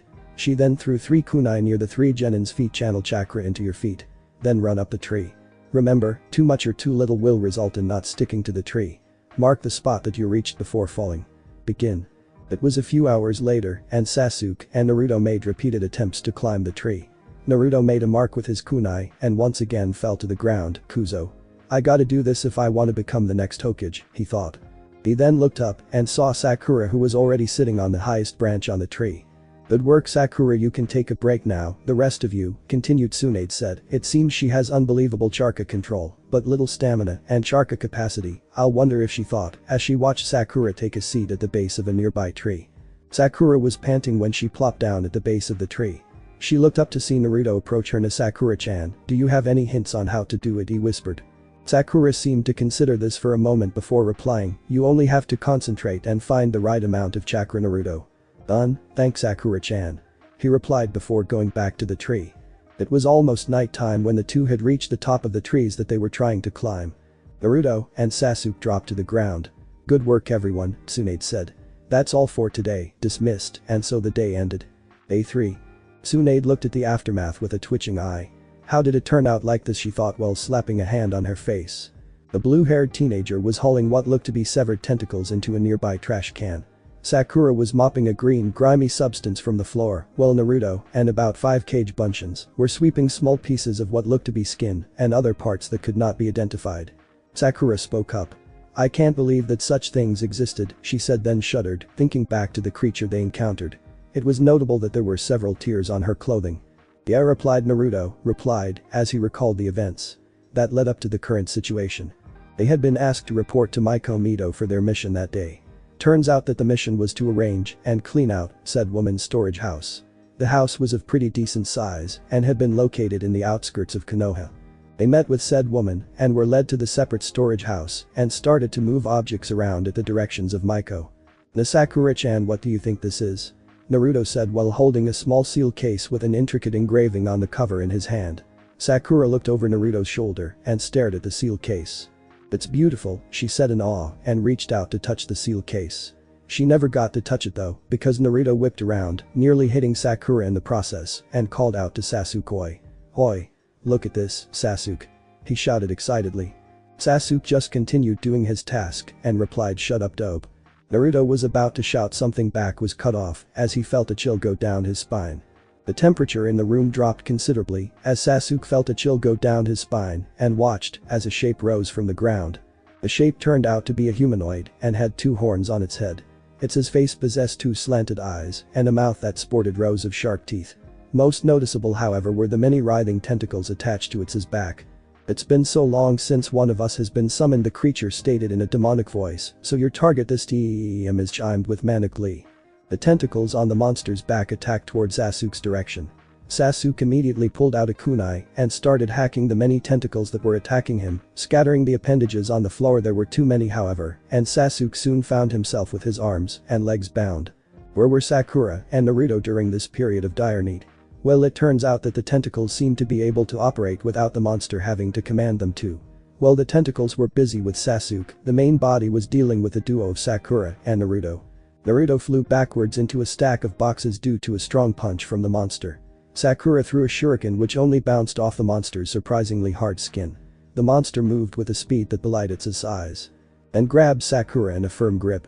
It brought its face closer to Sakura's. You look like a tasty little thing, it said, licking its lips in anticipation. Get your filthy hands off of Sakura-chan. Was shouted as Naruto, or should I say Naruto's, burst from the pile of boxes and started to head for the monster. The monster used 2 of its tentacles and batted away the offending cage bunchins and then used 1 tentacle to grab the real Naruto and hold him up by the neck. It was at this point that Sakura noticed Sasuke, who was struggling in his bonds, but what shocked her was that he had been stripped down to his boxers. In any other time she would be drooling, but then it dawned on her what the monster planned to do. Thankfully though, a kunai cut through the air and embedded itself in the monster's eye. The monster turned to the source and found Tsunade, disgust clearly etched on her features. What the hell do you think you're doing to my students? Tsunade shouted. The monster pulled out the kunai from its eye and said, looks like another tasty one has appeared, and then straightened itself. I'm going to enjoy doing you. It said manically. Then launched its tentacles at Tsunade. Tsunade jumped and threw several kunai, severing the tentacles that held Sasuke and Naruto. The 2 mentioned quickly recovered and then started attacking the monster. Tsunade landed beside the monster, who was busy fending off Sasuke and Naruto. Tsunade grabbed its arm and pushed near the elbow joint, breaking its arm, causing it to howl and pain and effectively releasing Sakura. She maintained her hold on the arm and swung, throwing the monster out of the storage houses and into the courtyard of the house. The monster landed in a heap and righted itself, it roared, and once again launched tentacles at the approaching group of Tsunade, Sasuke, and Naruto. Tsunade threw a punch that tore into the monster's thick hide, followed by Naruto, who used his cage bunchins and tipped the monster over. The Naruto clones then launched the monster into the air where Sasuke was already making hand seals. Kaiten. Ryuka no Jutsu. The stream of fire met the floating body, and the monster met the flame, and gave one final scream before dying. Sakura ran out of the storage house just in time to see the burnt corpse of the monster hit the ground. After placing what he swept up into the trash can, Naruto turned to an approaching and fully clothed Sasuke. By the way, Sasuke then paused, a grin developing on his face. I swear I saw you smile when that thing held you.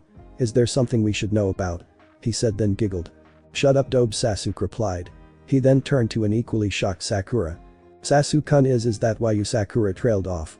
Was the only response she got as Sasuke started to walk away from the Mito house and back towards Konoha proper. Anyway, since this mission is officially over, we will be heading back to Konoha now, Tsunade said.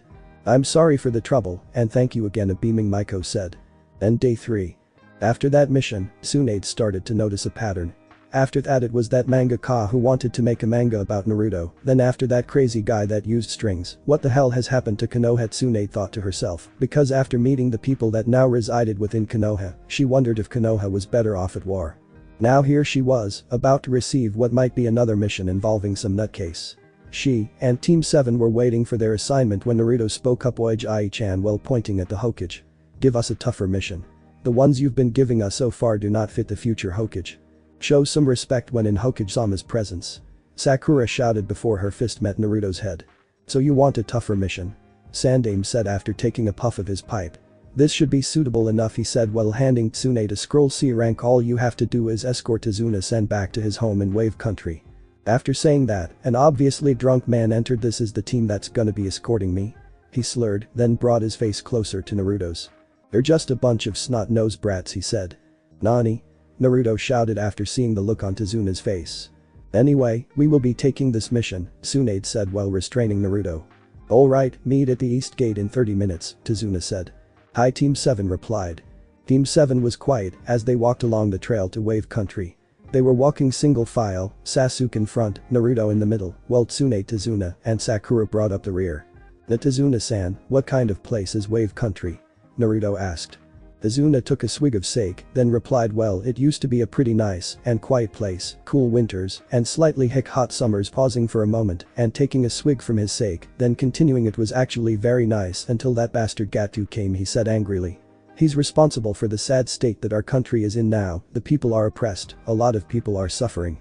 This is where the bridge comes in, he said. The bridge is the critical factor which will allow us to gain independence from Gato. He finished explaining, that's what you people are for, make sure you guard me and my workers well. You can leave it to us. Naruto replied and thumped his chest in a gesture of pure confidence. Are you kids really gonna be able to protect us? Tazuna slurred. Why do you keep doubting us, Tazuna-akin? Naruto asked and then placed his hand on his hips and stood haughtily there. Nothing to worry about. You're with Konoha's future Hokage. Tazuna just gave him a blank look then said, huh? I dunno what you're talking about, and what's this Hokage thing you saying? Tsunade spoke up. Hokage is the title that we bestow upon the head of the village. As you know, the land is divided into 5 major countries. Stone, fire, wind, water, and lighting. Tazuna. Well, each country supposedly has its own ninja village, which is run by a Kage. Each Kage is responsible for the welfare of his village, she finished explaining. Sakura and Naruto's thoughts drifted towards their Kage. That lame old geezer didn't look that great, inner Sakura thought. Definitely not that great, Naruto thought as he recalled the times that the old man had fallen prey to his sexy no jutsu. Both of you just doubted Hokage-sama right now, didn't you? Tsunade deadpanned. Sakura and Naruto quickly shook their heads. No, we didn't, sense they replied. Okay then, Tsunade replied and urged the group onwards. The team continued walking until Naruto suddenly stopped. There's something there, he said, then threw a kunai into a nearby bush. Hearing it hit something, Naruto immediately went to investigate, only to find a poor bunny stuck to a trap. Naruto immediately broke into tears and started hugging the bunny close to him. I'm sorry, Bunny-chan wailed while rubbing the bunny up and down his cheeks. The group hesitated while Naruto, finally calming down, laid down the bunny and let it go. The group decided not to comment on it and continued their march. The group passed a small puddle of water that Tsunade looked at strangely but continued walking nonetheless. A few seconds later, a head rose from the small puddle of water. The head then left the puddle accompanied by the body and then made a dash for Tsunade, followed by another shape that was connected to it by a chain. Tsunade turned around to see the approaching and gasped in surprise as the chain wrapped around her. The team watched in horror as their sensei was ripped apart. Tsunade-sensei. Naruto and Sakura shouted. One down, one of the masked figures said. The two figures then dashed at Naruto, intent on making him experience the same fate as their earlier victim. Naruto only watched frozen as the demon brothers came at him. "I can't move," Naruto thought as he watched the two approach. The foot lashed and kicked the attackers, knocking them aside. Naruto saw that his savior was none other than Sasuke. A shuriken thrown by Sasuke caught the demon brothers' chain and then nailed it to a tree. Jigaozu said. Something clicked and the chain separated itself from the gauntlets on the brothers' arms. Deciding that dealing with the target would be faster, the two headed for Tazuna. "I have to do it," Sakura chanted mentally as she watched the two ninja approach. "Stay back, Tazuna-san," she shouted as she placed herself between Tazuna and his attackers. Sasuke appeared in front of Sakura with a kunai ready and watched the incoming clawed hand of one of the demon brothers. The attack never came as Tsunade suddenly appeared in front of Sasuke and placed the two attackers in a headlock. "Sorry for the wait," Tsunade said. She did not see one of the brothers make a flicking gesture that sent a barely visible needle right into the side of Tazuna's neck. Tsunade tied up the two Chunin and spoke to them. "Who sent you?" she asked sternly. She was met with a defiant stare which soon turned into a blank and lifeless one. Tsunade placed two fingers onto the neck of the captive. Detecting no pulse, she threw the bodies into a nearby bush and went back to her team. She stopped in front of Naruto and looked down at him. "I'm disappointed in you, Naruto-kun," she said. Yo, Sasuke called out as he approached Naruto. "Are you hurt, scaredy cat?" he said with a confident tone. Naruto seethed and silently swore, "Next time, I'll prove that I'm the better ninja," then followed after the group. It was after a few minutes that the group noticed Tazuna walk slightly weak. They first attributed it to the sake until Tazuna eventually collapsed. Tsunade immediately placed a hand on his forehead. "He's burning up," she stated and performed a scan of his body. "Poison," she concluded. She placed down her pack and started pulling out supplies. "Sasuke. Get me some water. Naruto. Gather all the sleeping bags that we have with us. Sakura. Come here and help me," she barked out. The genin moved to comply with her orders. Naruto and Tsunade laid Tazuna down on the assembled sleeping bags.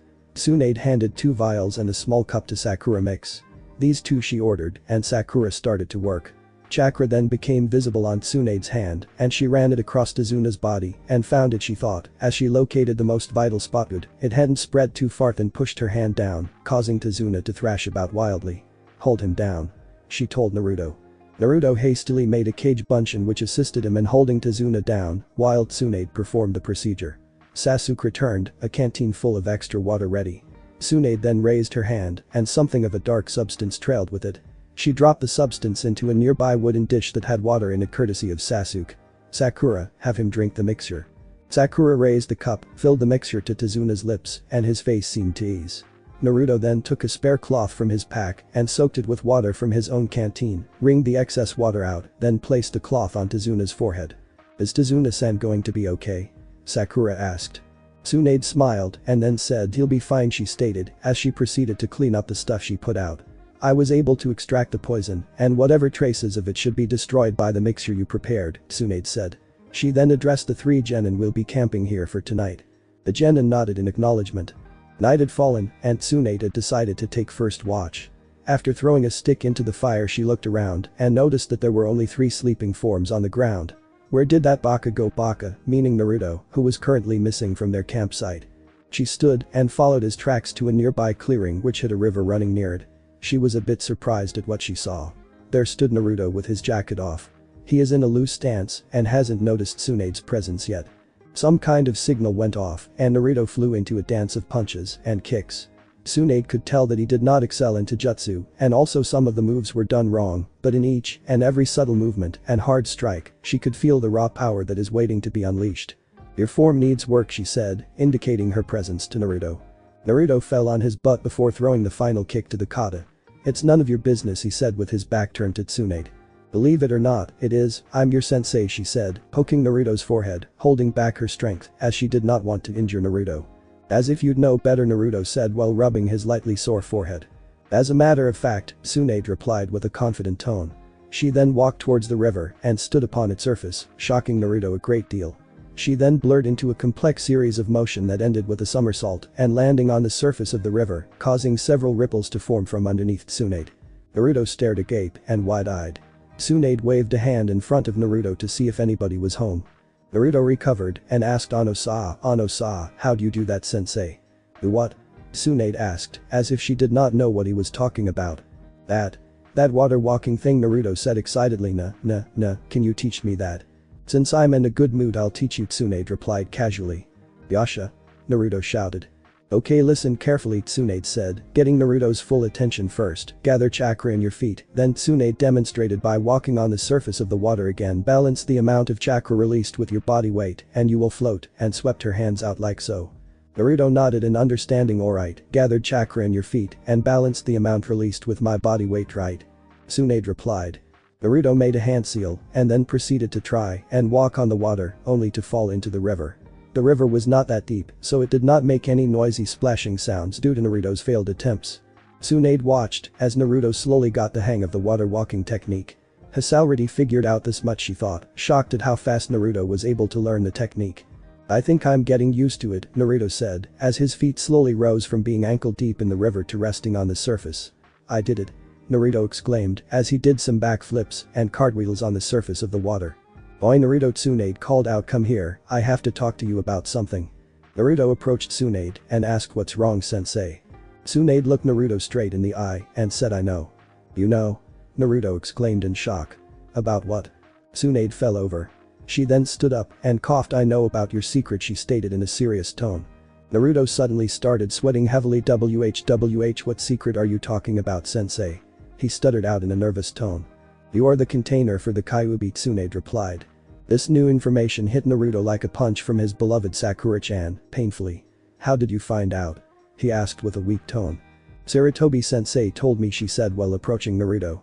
He told me about how you were hated by almost the entire village and that not a single child was allowed by their parents to play with you. Oh, so you hate me now too, don't you? Naruto replied, his voice cracking with tears threatening to burst from his eyes. No, I don't think. Naruto was then surprised as he was enveloped in a hug.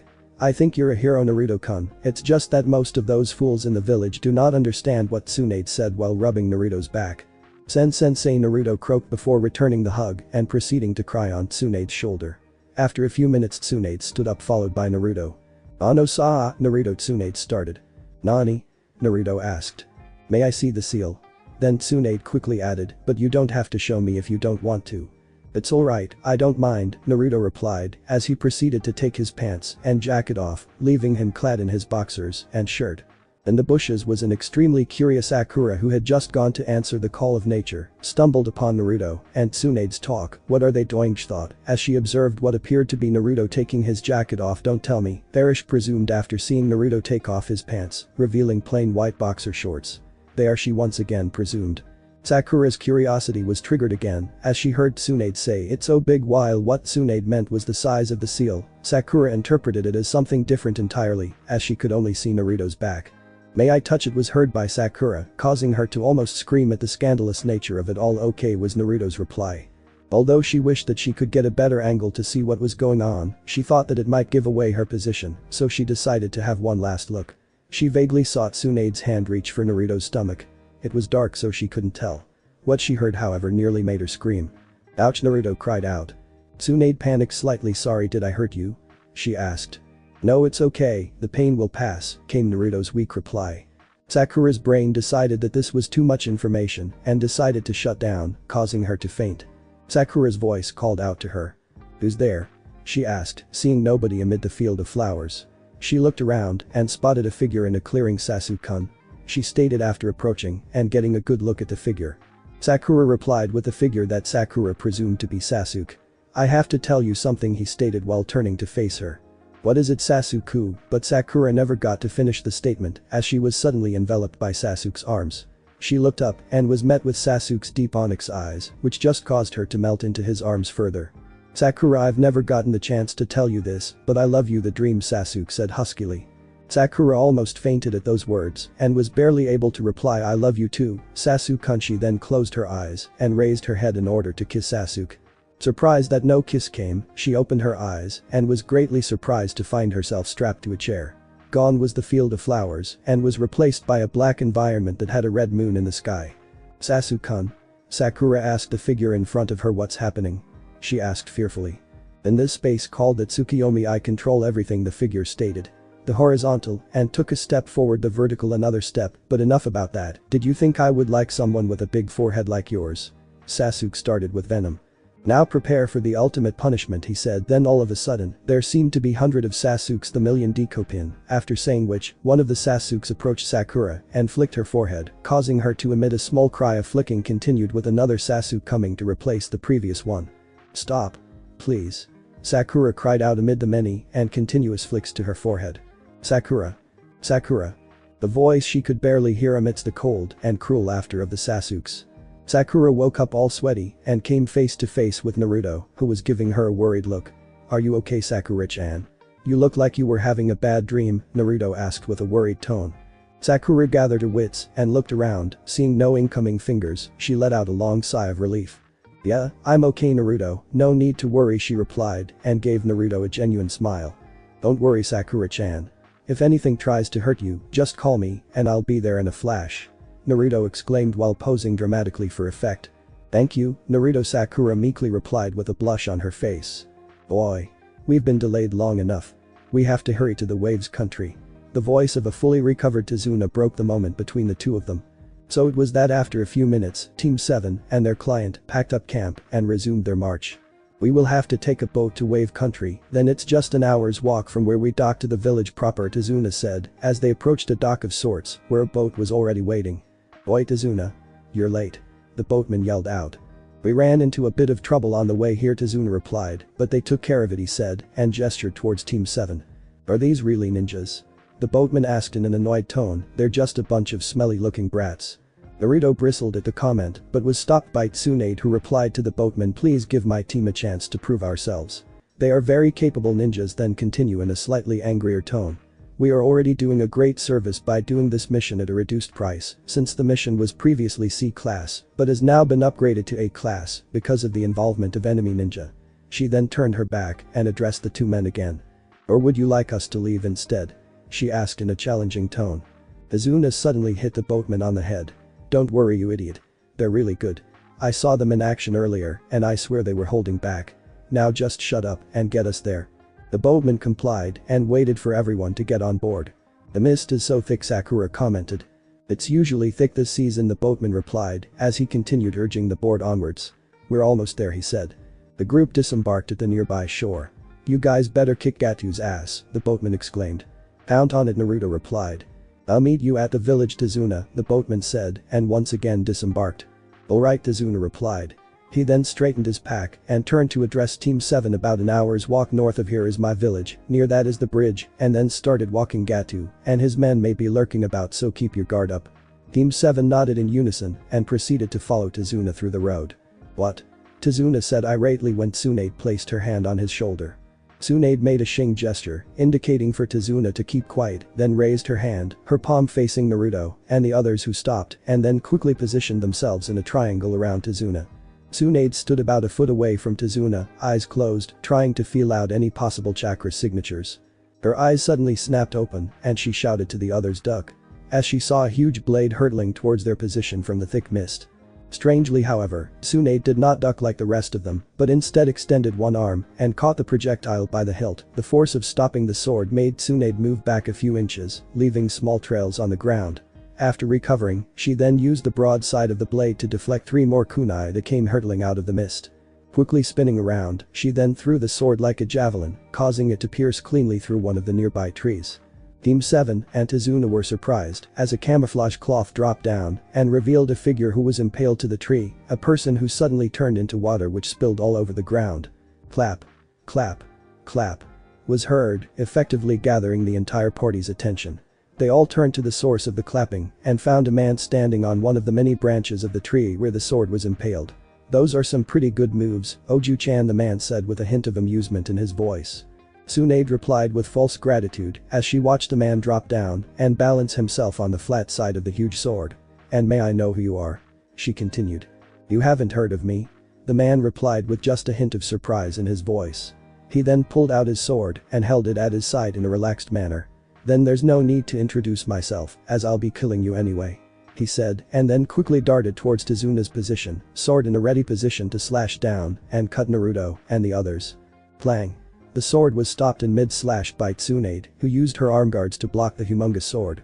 You've some monster strength there, Oju-chan, the man said while trying to press the sword forward. He stopped though when he felt a kunai near his neck.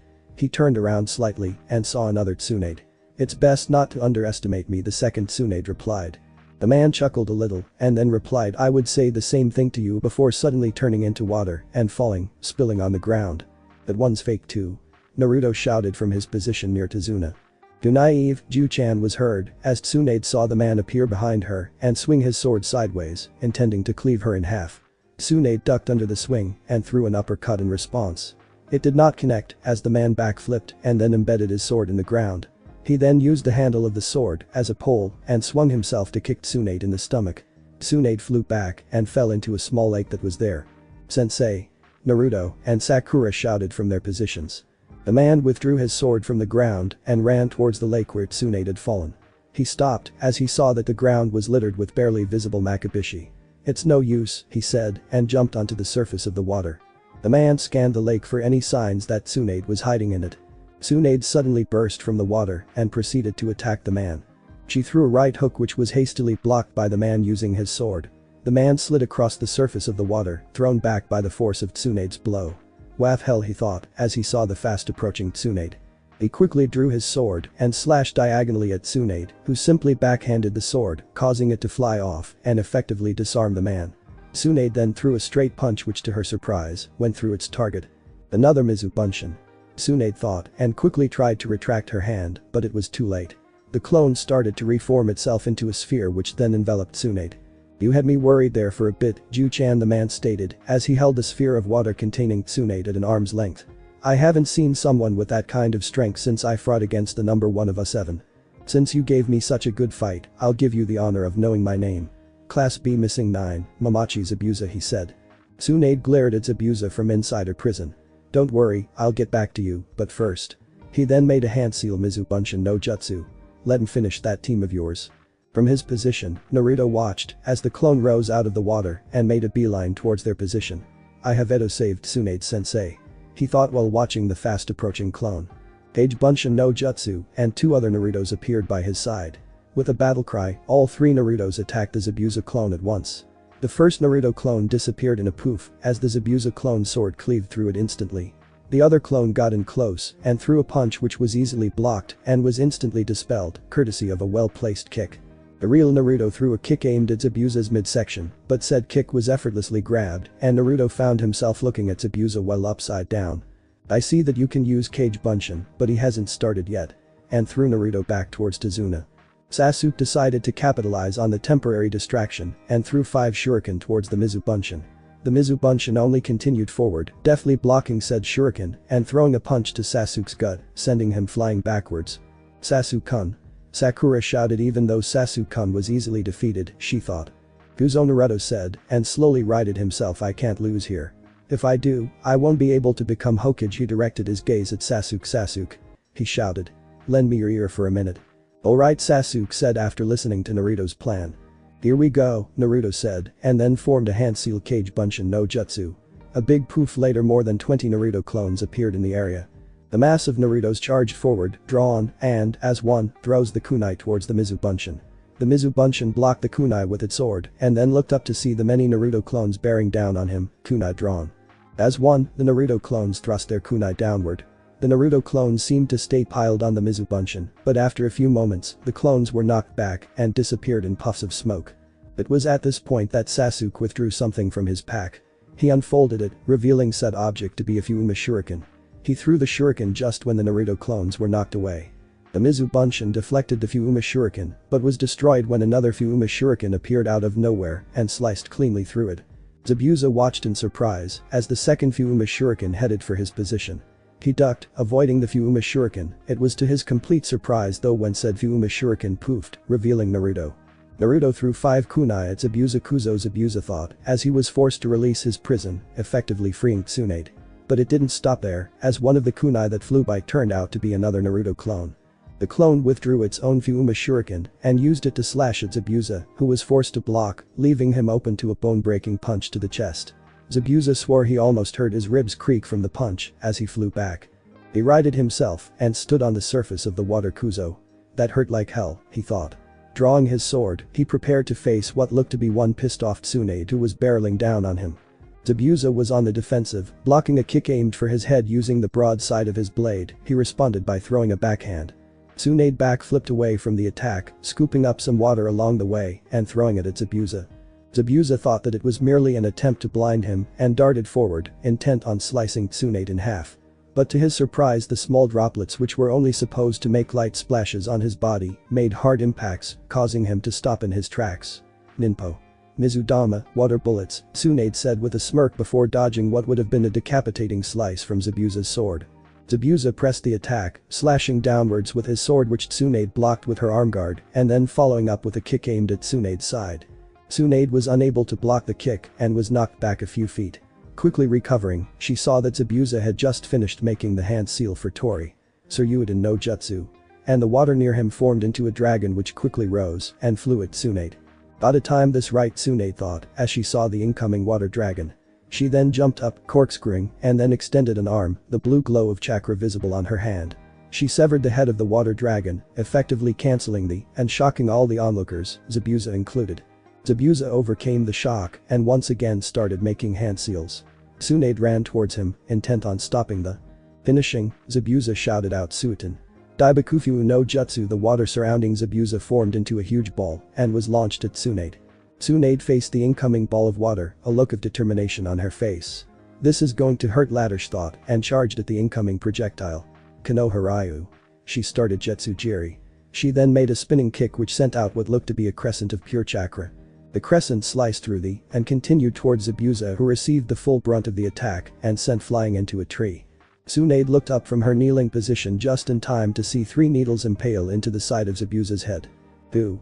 She started but never got to finish as a person in a mask appeared and approached Zabuza's body. Thank you for the help, the person started. We have been after him for a few years. Kurigakure extends its thanks, and with that, the figure disappeared. Sensei. Was said by Naruto after arriving at Tsunade's side. Are you okay? He asked, his voice full of concern. I'm fine, Naruto. Tsunade managed to stay in between ragged breaths. You handled yourself pretty well. I'm proud of you. She managed to get out before collapsing on the water and slowly sinking. Sensei. Was shouted by all 3 members of Team 7 as they saw Tsunade collapse. This should be far in awe, a masked figure thought as he slowed to a stop. The masked figure carried none other than Mamachi Zabuza, who still had 3 needles embedded in the side of his neck. Time to cut off, the masked figure said as he pulled a pair of scissors and lowered Zabuza's face. That won't be necessary, the surprisingly alive Zabuza said after grabbing the hand which was inches away from his face. Glad to see you're awake, Zabuza-san, the masked figure said after retracting his arm. Zabuza sat up and then proceeded to pull out the needles from the side of his head. Damn that woman, he grumbled. From what I saw, that woman seemed to possess monster strength, the masked figure stated as he reached out and retrieved the needles from Zabuza's outstretched hand. You don't need to tell me, I could just barely block her attacks, he said, and pulled out the last needle from the side of his neck. He struggled to stand up, using his sword as support, but realized that it was futile when his legs gave and he fell to the ground once again. Zabuza muttered a curse, then directed his gaze at the masked figure. How is it? He asked. Well, from what I see, you sustained heavy injuries from that one the Jounin did, the figure replied. I can see that Zabuza deadpanned. What I want to know is how long it will take to heal. The weak, the masked figure stated simply. I bet it's the same for that woman, isn't it? Zabuza asked from his position on the ground. Next time will be different, Zabuza thought as he and the masked figure jumped through the trees and back to their hideout. No. No. No. No. No, chanted mentally as she saw the wounded form of her brother lie on the ground. Don't die on me. She shouted while trying to pump more chakra to heal the deep cut that went across Nawaki's young body. Nawaki slowly opened his eyes and directed his eyes to Tsunade, igniting a spark of hope that he had been saved, but it was not to be so. Sayonara, One-chan, Nawaki said with a smile before closing his eyes and growing still. No. Nawaki. She shouted and continued her attempt in reviving Nawaki, even though the part of her which was a medic nin already knew it was hopeless. Depleted of chakra, her body slumped forward and draped itself over Nawaki's body, the previously warm body of her brother, now cold and lifeless. She righted herself and then reached out to caress Nawaki's cheek. Nawaki suddenly shot open and the supposed corpse turned to face Tsunade. Why did you let me die, One-chan? It asked with a creepy yet innocent tone to it. Tsunade stood up and backed away from him quickly, her eyes full of fear. Why did you let me die, One-chan? It asked again. Tsunade could do nothing but wrap her arms around herself as the question was repeated again and again, growing louder until she could not take it anymore and shouted, "Leave me alone." And all went silent. She looked up and saw a person obscured by the darkness that was prevalent in the area. The darkness lifted from the form and revealed it to be Naruto, who stared at Tsunade with blank eyes. "Am I next?" And then the world went white. Tsunade woke up, the terror she had experienced from the nightmare clearly etched on her face. "That dream again," she said to no one in particular as she covered her face with her free hand as the other one felt really numb right now. She lay down again and took note of her surroundings. She seemed to be in a modest one-bedroom which had no particular or special objects that would distinguish it from any other part of the house. The door opened and a young girl who looked to be in her early 20s entered, carrying a tray that had some soup and water on it. "Ara, you're awake," the woman said before placing the tray on the small table that was next to her bed.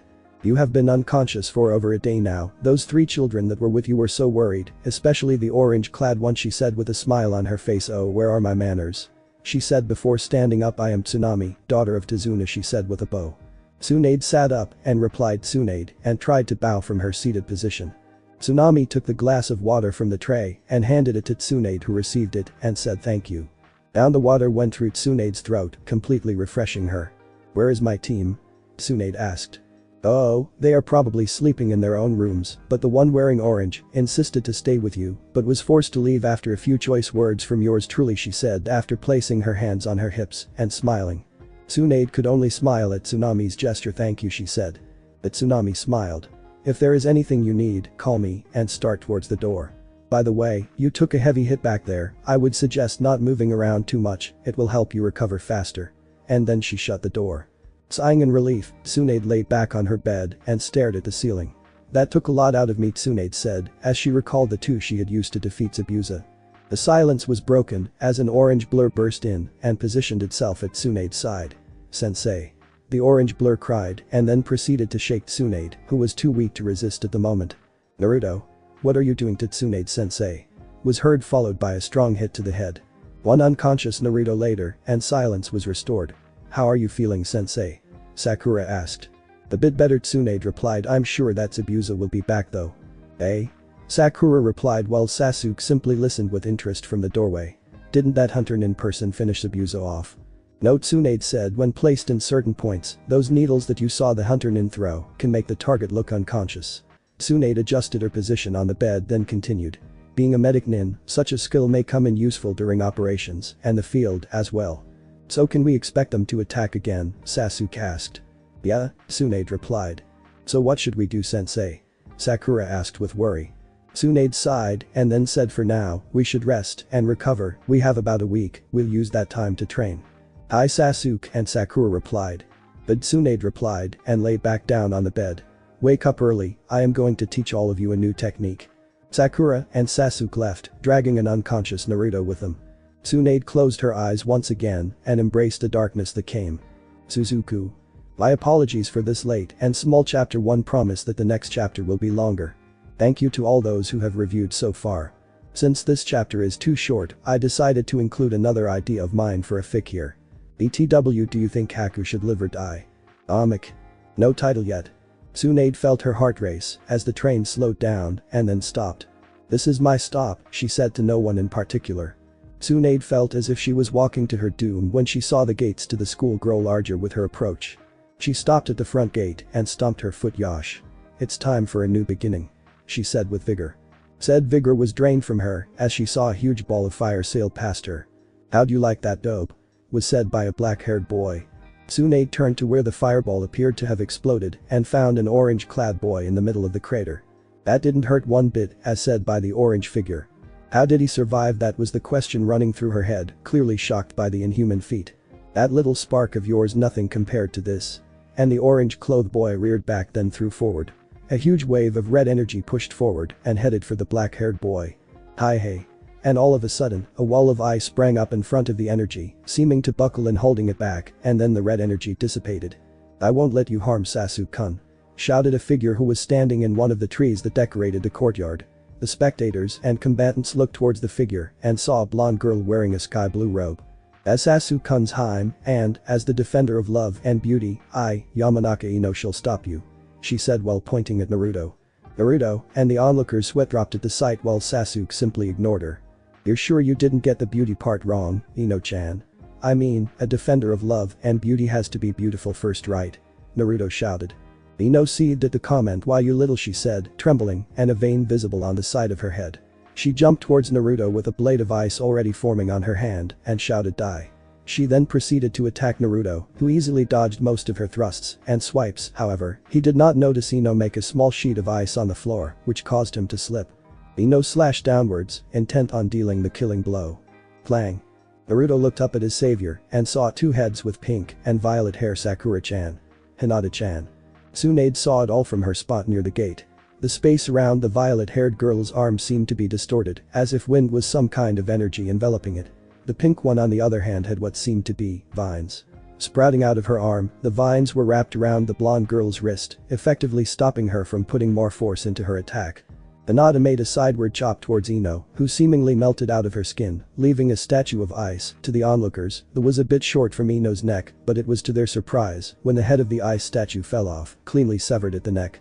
Sakura pulled out a green whip and lashed out at Ino. Ino barely had time to duck as the end of the whip sailed past her head. She grabbed the whip before Sakura got the chance to pull it back. The whip suddenly started to be covered in ice. The ice quickly started to gather down the length of the whip, and Sakura, who let go of the whip lest she had her arm frozen too.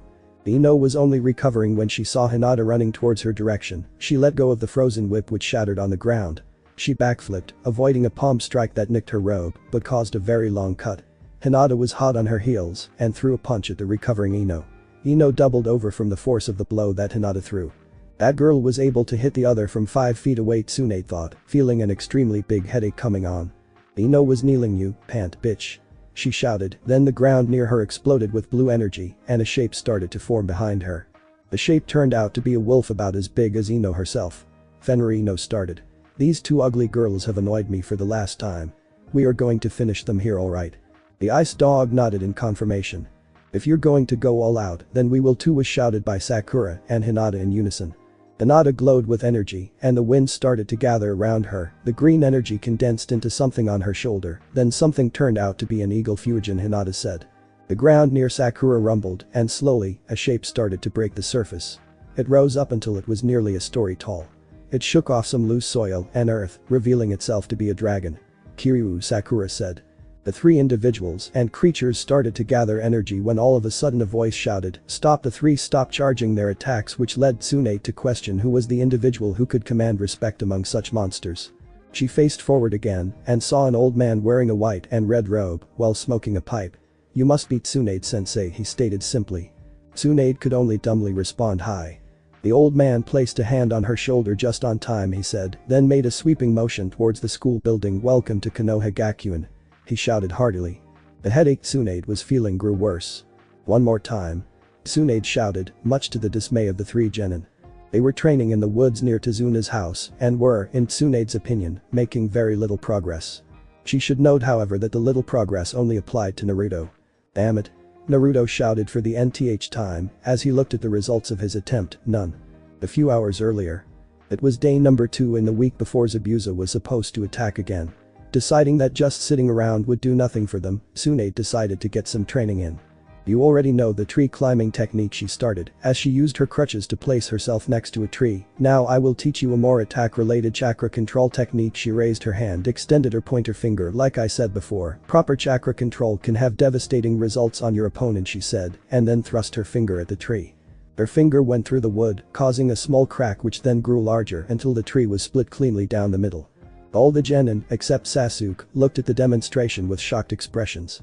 "However, this technique is still beyond your level," she said, which provoked a disappointment from Naruto. "What we will be doing is a variation, which will simply involve gathering chakra in one specific part of your body to make your attack stronger and to lessen the damage received from an enemy's attack." She then walked over to a tree and slapped her hand on it, creating a very deep hand imprint. "Pick a tree and practice on it," she said, and walked over to a nearby boulder, then sat down. "Begin." It was now almost night time, as evidenced by the orange tint of the sky. "That's enough for today," Tsunade said, as she assessed the results of her students' training. Sasuke's tree had a lot of handprints on it, each one of decent depth. Naruto also had a lot of handprints on it, but most of them didn't even sink that deep. Sakura on the other hand, had very few handprints on her tree, but the handprints on her tree were deep, almost matching the one Tsunade made earlier. I think I've found our medic, Tsunade thought. After returning to Tazuna's house, the three ate the feast prepared for them by Tsunami. Naruto was on his second bowl when a boy on the opposite side of the table spoke up. "You can't win." The three genin paused in their eating to look at the boy. "What did you say?" Naruto shouted from his position.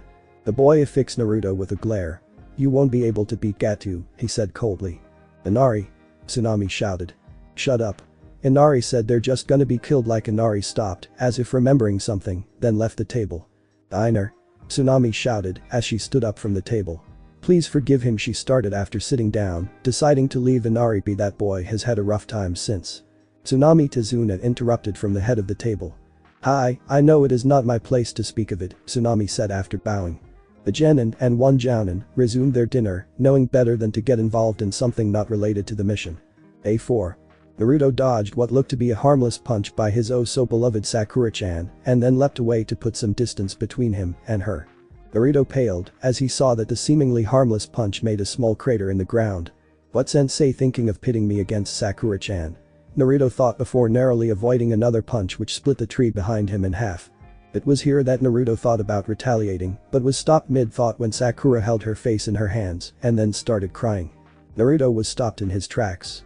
Being unable to resist a girl, like most other anime main characters, he decided to see what was wrong and how he could help. "Nah, what's wrong, Sakura-chan?" he asked after approaching her and placing a hand on her shoulder. Sakura roughly shrugged the hand away. "Naruto no baka," she shouted, then turned her back to him. She paused slightly in her sobbing to say, "Why wouldn't you take me seriously?" she asked. "What do you mean seriously?" Naruto asked. Somehow his hyperactive brain came up with its own answer before Sakura could reply. "Seriously, as a girlfriend." Then Naruto started jumping about saying, "Sakura-chan's my girlfriend," in a sing-song voice. Meanwhile, Sakura was having an internal debate with his girlfriend. "What the hell is this bastard thinking?" inner Sakura thought, although it does seem like a pretty good idea, but inner Sakura cut her off. Hey. Focus on Sakura. The one we like is Sasuke-kun, remember? Sakura seemed to consider this for a moment, but he has been so cold, I'm kinda getting tired of chasing him, Sakura replied to her inner self. "That just means that you're not trying hard enough. We just have to think of new ways to use our womanly charm to melt that icy exterior." The silence. "Sakura, you're right. Why did I give up so soon?" Sakura thought with vigor at a girl. Shanro. Back in the outside world, Naruto paused in the middle of rejoicing at his newfound girlfriend to wave a hand in front of said girlfriend's face. "Oi, Sakura-chan. Are you still there?" Sakura snapped out of her trance and directed her gaze at Naruto. "By the way, Naruto," she started. Naruto replied. Sakura placed her hands behind her and asked all innocently, "Why wouldn't you hit me back when we were sparring?" she said while bending forward. "Well, that's because Sakura-chan's a girl," Naruto replied with a big grin on his face. Unnoticeable to Naruto, Sakura's left eye started twitching. "I see, because I'm a girl," Sakura said, her voice shaking. "Naruto, could you close your eyes?" Why?" Naruto asked, perplexed by the request. "I'm gonna give you a pre-CNT," Sakura said in a tone that made Naruto's body shiver with each syllable of present. "Okay," Naruto said, and did as he was told. "This is it. My first real kiss," Naruto thought, recalling all his previous kisses with Tsunade and immediately dismissing them as accidents. "No peeking, okay?" Sakura said cheerfully. "Okay," Naruto replied, all the while growing all red in the face. "Now pucker up," Sakura said while rearing her fist back. Naruto did so. "Here it comes," Naruto thought as he prepared himself. POW was heard, seemingly throughout the entire forest, as Sakura's fist connected with Naruto's face. "I didn't know that kisses hurt this much." Naruto collided with a nearby tree and promptly passed out. Tsunade, whose legs had already healed enough to allow movement, later found the unconscious Naruto, who also had a big bruise on the side of his face. A bruise which had almost disappeared must be a gift from his 10-inch, thought while picking Naruto up and proceeding to head back to Tazuna's house. A6. Naruto had woken up after having a dream of his Sakura-chan turning into a giant gray version of herself. The giant then picked him up and started to crush him in between her hands. It was after feeling that his bones had seemingly been broken did he wake up all sweaty and seeing that it was early into the morning. Seeing no point in going back to sleep after he had just woken up, Naruto proceeded downstairs and was greeted by an already awake Tsunami. "Oh hey, Naruto-kun." "Oh hey, Tsunami Nichin," Naruto greeted back. Naruto's stomach chose this moment to grumble loudly, causing both people in the room to sweat drop. Naruto said while scratching the back of his head sheepishly. Tsunade only smiled. Naruto-kun, would you mind fetching Inari and telling him that it's time for breakfast? Naruto hesitated at first, not wanting to put up with the brat, but after another growl from his stomach, he decided that for breakfast, he could endure the brat's presence even for a few minutes. Where would he be? Naruto asked Tsunade, who had started to cook. You will probably find him downstairs at this time, Naruto-kun. Naruto proceeded to a door near the stairs and opened it by a crack. Seeing a stairway that led down, Naruto opened the door fully and descended. As Naruto descended, the temperature around him seemed to grow hotter. What is he doing down here? The stairway stopped, and in a rather medium-sized room, Naruto found Inari hammering at something on an anvil. Inari finished pounding the sword and picked it up with a pair of tongs. He lifted the hot piece of metal and then dipped the metal into a container of water, causing steam to rise from it. What are all these swords for? Naruto asked. Naruto's sudden question startled Inari and almost made him drop the metal he was placing on a nearby stone table. After regaining his bearings, he turned and then glared at Naruto. How did you get in here? The door was open and Naruto deadpanned. He walked and inspected a rack that was lined with swords. Did you make all these? Naruto asked as he picked up a sword from one of the racks and unsheathed it. Despite not being a sword expert, Naruto could tell that the sword was well made as he viewed it within the light emanating from the fire of the forge. What did you come here for? Inari shouted after angrily grabbing the sword from Naruto's hands. Tsunade Nichan told me to get you. It's time for breakfast, Naruto said as he glared right back at Inari. Tell her I'll be right up, he replied while returning the sword that Naruto had taken to its rightful place on the rack. Gee, Naruto said, put off by Inari's attitude, and climbed up the stairs back to the house proper. He says he'll be right up, Naruto said after emerging from the basement. He was greeted by the rest of Team 7, who were already at the table. Sakura ignored Naruto, so did Sasuke, while Tsunade greeted Naruto good morning. They ate in silence, Inari and Tazuna joining them a little later. The silence at the table made everyone tense. Perhaps tired of the silence, Naruto spoke up. Where'd you learn to make Inari swords? Inari only looked up from his meal and affixed Naruto with a glare. None of your damn business, he said in a harsh tone. Naruto was about to stand up and give a retort, but Tsunade silenced him with a look. Inari quickly left the table, followed by Naruto and Sasuke. I'm going into town for a bit, Tazuna said as he stood up. Sakura, Tsunade said while putting down her. Yes. Sakura paused from her position of opening the door and going outside to resume her training. The company Tazuna sent into town, seeing as it is almost 1 week, the possibility of enemy attack is high. Although I doubt that Zabuza himself will attack, Gato may have hired some Ronin to do the job. Tsunade said. Hi, Sakura replied. Naruto glared at the source of all his troubles. One stupid tree. Wham! Naruto's fist slammed into the tree. Why can't I do it? Naruto shouted to no one in particular. He thought back to what Tsunade said to him. It's all about focusing, you baka. You don't need excellent chakra control for this, just focus it into your hand and strike. Okay, Naruto said and closed his eyes. Focus, he chanted repeatedly in his head, feeling something in the back of his head click. He threw a punch forward with all his might. The result was immediate. Naruto's fist went through the tree, followed by the rest of his arm. Naruto let out a whoop of joy at the feat he had just accomplished. However, this presented a new development. Naruto thought after tugging at his arm to pull it out. He gave a few more tugs, seeing that it wasn't coming off, he tugged harder. It won't come out, Naruto shouted in his mind with tears streaming down his cheeks. While Naruto was dealing with his predicament, Sakura was experiencing problems of her own. It had all started simply enough. Watch, as Tazuna-san tried to pick some edible food from what looked to be rotten vegetables and fruit, which were being sold at a high price, I might add. It was after buying the second batch that Sakura noticed that they were being followed by 2 men who were carrying swords. Sakura tapped Tazuna on the shoulder and whispered, Tazuna-san, we're being followed. Alarmed, Tazuna almost whipped around to look at the ones following them, but was stopped by Sakura. Following my lead, she mouthed to him. Jiro and Hiro were your average mercenaries. How did the 2 end up in this line of work? That's something that has nothing to do with this fic, so I'll just say that they had a little incident with the daimyo of the fire country and were disgraced as samurai. Why can't we just kill them now, Nikki? Jiro grumbled, clearly annoyed by the fact that they had to tail the target before eliminating it. It's not like anybody's gonna care, right?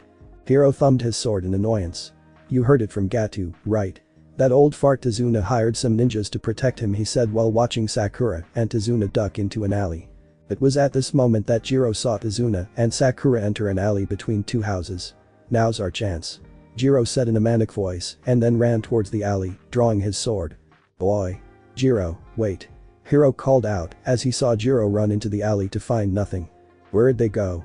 Jiro shouted into the dead-end alley as he frantically looked left and right. Hiro caught up to him a minute later, sword drawn, and assumed a ready stance. Well? He asked. Nothing, Jiro said bitterly and spat on the ground. He turned to leave but was stopped by Hiro, who held a hand out. Wait, he said, and then stepped into the alley, cautiously looking left and right. He stopped in front of a normal-looking trash can. Looking closely at it, his eyes widened in recognition and he quickly cut the trash can in half. What the hell are you doing, Aniki? Jiro asked curiously from the opening of the alley. Suffice to say, he was the only one surprised when said trash can that his brother sliced exploded in a puff of smoke and revealed a log. The surprise didn't last, however, as he ducked down and narrowly avoided a kunai aimed for the back of his head. Hiro, however, simply frowned and deflected the 3 kunai aimed at him. Now this is where Sakura's problem began. While the dumb-looking bald one did not seem to have any skill, the rough and unshaven one looked to be competent. Knowing that fighting in the alley would be difficult, she threw a smoke bomb and then shouted to Tazuna-san. Let's go. The 2 Ronin clawed inside the smokescreen. Hiro saw a shape move towards the mouth of the alley. Jiro. Over there. He shouted and ran out of the smokescreen. He looked to the left and saw Tazuna running towards the town's exit. They pursued him into a cluster of trees. The 2 Ronin strode into the cluster, swords drawn and wary of traps. Hiro signaled for Jiro to stop and approached a tree, Jiro flanking him. Hiro thrust his sword into the tree, piercing it and causing a gasp to be heard from the other side. Jiro immediately circled the tree and slashed, intending to slice in half the object that his brother had impaled. The object was none other than Tazuna-san, whose corpse fell to the ground with a thud. Jiro flicked blood off his sword and sheathed it. Not bad for our first job, eh? Aniki. Yeah, Hiro said. He looked at the corpse for a moment, his brow furrowed in thought. Something's not right, Hiro said. It was after saying that the corpse exploded in a puff of smoke, revealing a log with an explosive tag attached. Shit was all Jiro, who was closer to the log, could say before a bright flash accompanied by an explosion took him. Hiro was able to evade the explosion and dropped into an alert stance, scanning the trees for any signs of movement. How the hell, Hiro thought. Meanwhile, the real Tazuna dropped the camouflage cloth that Sakura had lent him in the alley and rushed home.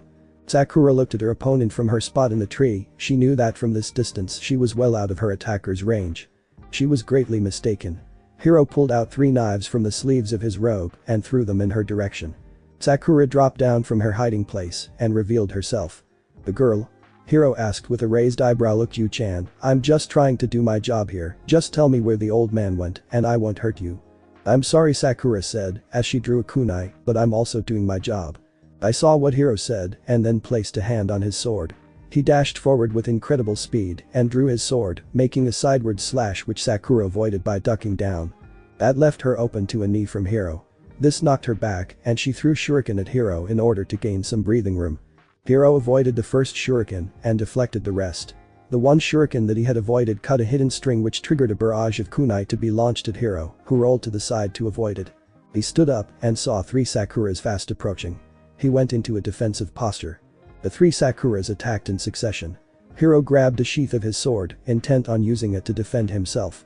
He swung his sheath and hit the Sakura on his left. It exploded in a puff of smoke, buncheons, thought Hiro, as he backed away from the recently exploded buncheon. He swung his sheath again to hit the Sakura that came up behind him, but that too was a fake. After the last buncheon was dispelled, the real Sakura appeared behind Hiro and threw a punch charged with chakra. The punches connected with Hiro's face and sent him flying into a nearby tree and hopefully into unconsciousness. Sakura panted, nearly depleted of chakra, and tried to stand up but couldn't due to exhaustion. To her horror, the Ronin she had just punched slowly but surely stood up. Using his sword to aid him in standing, Hiro said, "That was a very strong punch, Yu-chan," while rubbing his jaw. Sakura watched, shocked, as Hiro stepped forward and raised his sword to deal her the finishing blow.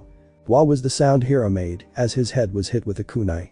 Sakura looked in the direction the kunai came from and found none other than Sasuke. "Sasuke-kun," Sakura said, her words echoed by her inner self. "Tazuna told us that you were being chased," Sasuke said coldly. "Tsunade-sensei sent me to help you." "Thank you," Sakura said, her cheeks all red. Sasuke fed then jumped back onto the tree. He looked back at Sakura and said, "As weak as you are right now, you're just in the way." His cold words echoed in Sakura's head, nearly causing her to shed tears. This was the moment where she would change. "He'll never love me," she realized, looking at Sasuke's form going farther and farther away from her. He's too busy with his revenge to ever notice me, Tsunade then cried silently, her tears falling to the ground and nothing but the trees to console her. While Sakura was fighting the Ronin, Naruto was fighting a deadlier enemy, the tree. Giving another tug, Naruto succeeded in doing nothing but causing more pain to his arm. "Shall I help you?" he heard from behind him. Naruto tried to look behind, but his position prevented him from doing that. "Huh?" Naruto said. "I was wondering if I can help you," the person said after giggling. Judging from the pitch of the voice, Naruto assumed that the person was a girl. "Sure," Naruto said while once again trying to pull his arm out. "Stop struggling for a moment," the person, as Naruto felt slim, yet somehow strong arms encircle his waist. Thankful that his position prevented the person from seeing the blush on his cheeks, Naruto braced himself. "On three," the person said. 1, 2, 3. The two yanked with all their might and Naruto's arm came flying out of its previous position. Naruto and the person fell back on their butts. They looked at each other for a moment and then burst into laughter. After settling down, the person glanced at Naruto's arm. "Let me bandage that for you," the person said while reaching for Naruto's arm. Thanks," Naruto said, a tinge of red on his cheeks as the person pulled up the sleeve of his jacket to show multiple small cuts adorning Naruto's arm. "No problem," the person replied with a smile. The person looked up from bandaging his arm. "What's that thing tied to your forehead?" the person asked curiously. "Oh, this," Naruto said, reaching up to grasp his forehead protector. "This is proof that I'm a ninja of Konoha." He beamed. "Wow. You're a ninja?" the person asked with wide eyes. "Not only that," Naruto continued. "One day I'm gonna become the Hokage of our village and make those damn villagers acknowledge my existence." "Hokage?" the person asked. "What does a Hokage do?" "Hokage is the strongest person in our village. He has the responsibility of protecting everyone and making sure that the village is running smoothly." Naruto heard giggling and turned to the person. "What? It's not funny," Naruto said and pouted. The person stopped giggling and finished tying the last bandage. "I don't think it's funny," the person said while packing up the medical supplies in the basket. "In fact, I think it's a very wonderful dream," the person trailed off. "Uzumaki Naruto." The person nodded. "Naruto-kun." Naruto inspected his newly bandaged arm. "Arigato ni-chan," he said. "Think nothing of it, Naruto-kun," the person replied as he or she stood up. Then the person started. "Naruto-kun, do you have somebody who is precious to you?" the person asked in a slightly serious tone. The look on the person's face showed that he or she was dead serious. Naruto grew quiet and thought for a moment. Naruto looked back and saw all the cold stares, the loneliness. Then he remembered the first time Iruka-sensei had treated him to ramen, joining his team, somehow living together with Tsunade under one roof. He turned to the person and said, "Yeah. Then I hope that you have the strength necessary to protect them, as losing your precious person can be something more painful than death itself," the person said. "Don't worry, I will tell," Naruto with resolve. The person approached Naruto. "Naruto-kun," the person started. "Thank you for sharing the wonderful time," the person blurted out before placing a quick kiss on Naruto's lips and quickly ran away, leaving a trail of dust. A stunned Naruto stood in the silent forest as a wind blew through, ruffling the leaves in the trees. "Why is it that every girl except Sakura-chan wants to kiss me?" Naruto shouted. He waited for a moment as if expecting that the trees would give a reply, but all he got was silence. Zabuza finished unwrapping the bandages on his arm. He picked up his sword, which was right next to the chair he was sitting, and slashed downwards in front of him, splitting the table which was to his front in half. "Feeling better?" a voice from the shadows asked. "Yeah," Zabuza replied as he laid his sword against the wall and sat back down on his chair. "I saw that man on the way here. I think he will be paying us a visit." The look of disgust passed Zabuza's face. Despite being a criminal himself, even he is disgusted with Gatu's methods. The man just had a way of ticking him off somehow, and if he just wasn't paying them, Zabuza would have killed him the moment he had met the man. A loud knocking was heard. "Let him in," Zabuza said to the shadow. Gatu, a man of small stature, but nonetheless had great power, walked in flanked by his two bodyguards. He flicked some ash off his cigar and said, "I see you haven't killed them yet," Gatu said arrogantly. "They will be killed tomorrow," Zabuza replied in a slightly annoyed tone. "Tomorrow?" Gatu shouted indignantly. "I'm paying you to have had that old man killed days ago." He threw his cigar on the ground and stomped on it. "You better get the job done tomorrow or our contract is null and void." Gatu was about to say something, but he was quickly silenced as he soon found himself staring at the edge of Zabuza's sword, merely inches away from his neck. "Now listen, and listen good, Gatu-san," Zabuza started.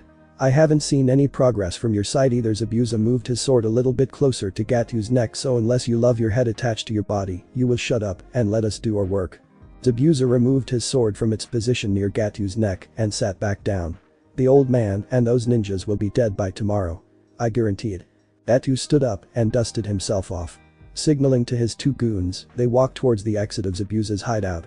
In an attempt to retain his pride, Gatu glanced back and said you'd better before leaving, his two goons trailing behind him. We attack tomorrow, Zabuza said plainly before closing his eyes and drifting off into sleep. Naruto came back to the side of a very exhausted Sakura who was just about to enter Tazuna's house. Approaching her slowly, Naruto saw that she was sporting a few scrapes and looked to have been in a battle. What happened to you, Sakura-chan? Naruto asked worriedly. Naruto, Sakura said in a weak tone after looking up. Don't worry about it, it's just a scratch. Naruto eyed her. Just a scratch? Naruto trailed off and looked her over once again, but you're all beat up. Sakura chuckled in response. Who did this to you? I'll go beat them up, Naruto said, getting all fired up. Always ready to defend me, aren't you, Naruto? Sakura asked with a smile on her face. Of course. Naruto replied energetically. Ilalwa, and he was cut off by Sakura's unexpected hug. He clumsily hugged back and hugged her closer when he felt tears on his shirt. Sakura-chan. Sakura started sobbing lightly. Naruto. Naruto felt like he was about to cry himself. No matter how good his mask was, he could never bear somebody close to him crying. In between sobs, Sakura said he doesn't love me. What? But in that moment, it clicked in Naruto's mind who it was. Sasuke, Naruto angrily thought. He held Sakura at shoulder length. Don't worry, Sakura-chan, everything will be alright. He assured me there are plenty of other guys out there. That bastard Sasuke doesn't know what he's missing, and then wiped a tear from the side of his face. Now let's go in and have dinner, nah. Sakura nodded on. Naruto turned and was about to walk inside. It brought a huge blush to his face when Sakura grabbed his hand and squeezed it tightly. The two walked into the house, answered Tsunade's question about where they had been. All the occupants of the house rested for what would be a life-changing battle tomorrow. Suzuku. Not many plot developments in this chapter. I hope to make more soon. The next chapter will bring an end to the Wave Country arc. I hope I'm not taking too much from the anime again. I hope to give this fanfic as many twists as possible. Hokage. During the Great Ninja War. It was a semi-peaceful day in Konohamaru. Are you prepared for a Nikki? A figure asked. Well, peaceful unless you were these two. Yeah, the figure replied. The place of this heated battle was in none other than the Hokage Tower, the central office and seat of power in the village of Konohamaru. Jan. Ken. Han. The two Hokages, the Shodai and the Nidaime, were in the middle of deciding an important business. Looks like it's your turn to do the paperwork again, Shodai said with a huge grin on his face. No. Nidaime shouted. Nidaime glanced towards the pile of paperwork and quickly tried to look at Shodai, only to find that he was not there. I'm counting on you, Shodai said from his position behind the door. Boy. Iniki why, but did not get to finish as the door slammed in Nidai's face. How does he do it? Nidai asked no one in particular after once again glancing at the stack of paperwork. Once outside, Shodai whistled a tune to himself, happy that he was able to skip doing the paperwork again. Approached him and immediately lowered himself to one knee. Hokage-sama. Urgent news. The Jounin said. What is it? Shodai asked, shaking his face. An army of samurai from the country of Earth is coming this way. Does the daimyo know of this? Shodai asked, not losing his cool. Yes, but he is unable to send his army because the Lightning Country has launched a surprise attack on one of his major outposts. Shodai gave this matter some thought and nodded. Suna can't assist us right now since they are still recovering. Shodai looked at the messenger again and said to alert the few remaining ninjas in our village to stay alert in case something happens. I will handle this matter myself. Hi. The messenger replied before setting off to do his task. Shodai raced back to the tower and re-entered the office. Yo. Stupid Iniki, Nidai grumbled from behind the stack of paperwork. Put your armor on, we're going out for a battle, Shodai said. Really? Nidai replied, all too eager to leave the desk and the paperwork behind. Yeah. Just give me a minute, Nidai said and disappeared in a puff of smoke. Shodai grabbed his armor from a rack on the wall and put it on. The plates of his armor locked together. I'm back. Was heard from the doorway as Nidai and another figure entered. I decided to bring Seru along so that he sees exactly how strong a Hokage should be, he said while gesturing at the boy who would become the next Hokage. Good thinking, Shodai said as he finished putting his forehead protector on. The two looked at each other and nodded. Let's go, they said in unison. A few minutes later, they were standing in a huge clearing, an army of samurai on the opposite side. From a bird's eye view, it looked like 3 people versus 1,000, which in fact was correct given this situation. However, there is a saying that 1 man may equal 1,000. The army of samurai charged like a wave, intending to engulf the 3 people in front of them. The 2 Hokages waited until the army was close enough and then in unison made Hanseal's Yunjutsu. Kakaju Anju no Jutsu. They said in unison. All of the samurai were shocked when they were suddenly enveloped in darkness. They started to panic, randomly slashing in all directions, hurting many of their comrades in the process. The field commanders attempted to restore order but were silenced as an unseen fist crushed their skulls in. They were lifted and the samurai were able to see again. As one, they charged towards what they assumed had caused the darkness. The 2 broke up and placed distance between them so that they will not affect each other. Over on his side, Shodai just completed a set of Hanseal's Mokuton. Gyuka Counten. Big tendrils of wood rose from the ground and caught the charging soldiers, trapping them within thick wooden tendrils. The soldiers struggled, but to no avail. At the same time, Nidai completed his Hanseal's Suiton. Sujin Heki. The swirling wall of water and caught many soldiers, sending them to their demise. Seeing that he did not catch everybody, Nidai charged forward and reared both of his fists back. At the same time, 2 columns of water rose from the surrounding water used by him. The columns of water started to spin faster and faster, causing them to look like twin drills. The Kasujin. Nidai threw both fists forward, causing the 2 spinning columns of water to surge forward, drilling into the remaining troops. While at Shodai's side he pressed his palms together. The tree he had formed with his a while ago exploded, sending the samurai that were trapped in it to their demise. From Shodai's position atop the burning tree he turned towards the place where Sarutobi was hiding. From Nidai's position amid the many bodies he also turned toward Sarutobi. As one, they said Hokage no na wa date duanai. Sarutobi stared, awed by the scene, and swearing that he will live up to the 2 powerful beings in front of him. The end. Thanks for watching my video, and make sure to check out the author of this fanfic, link is in the description. See you next time, till then sayonara.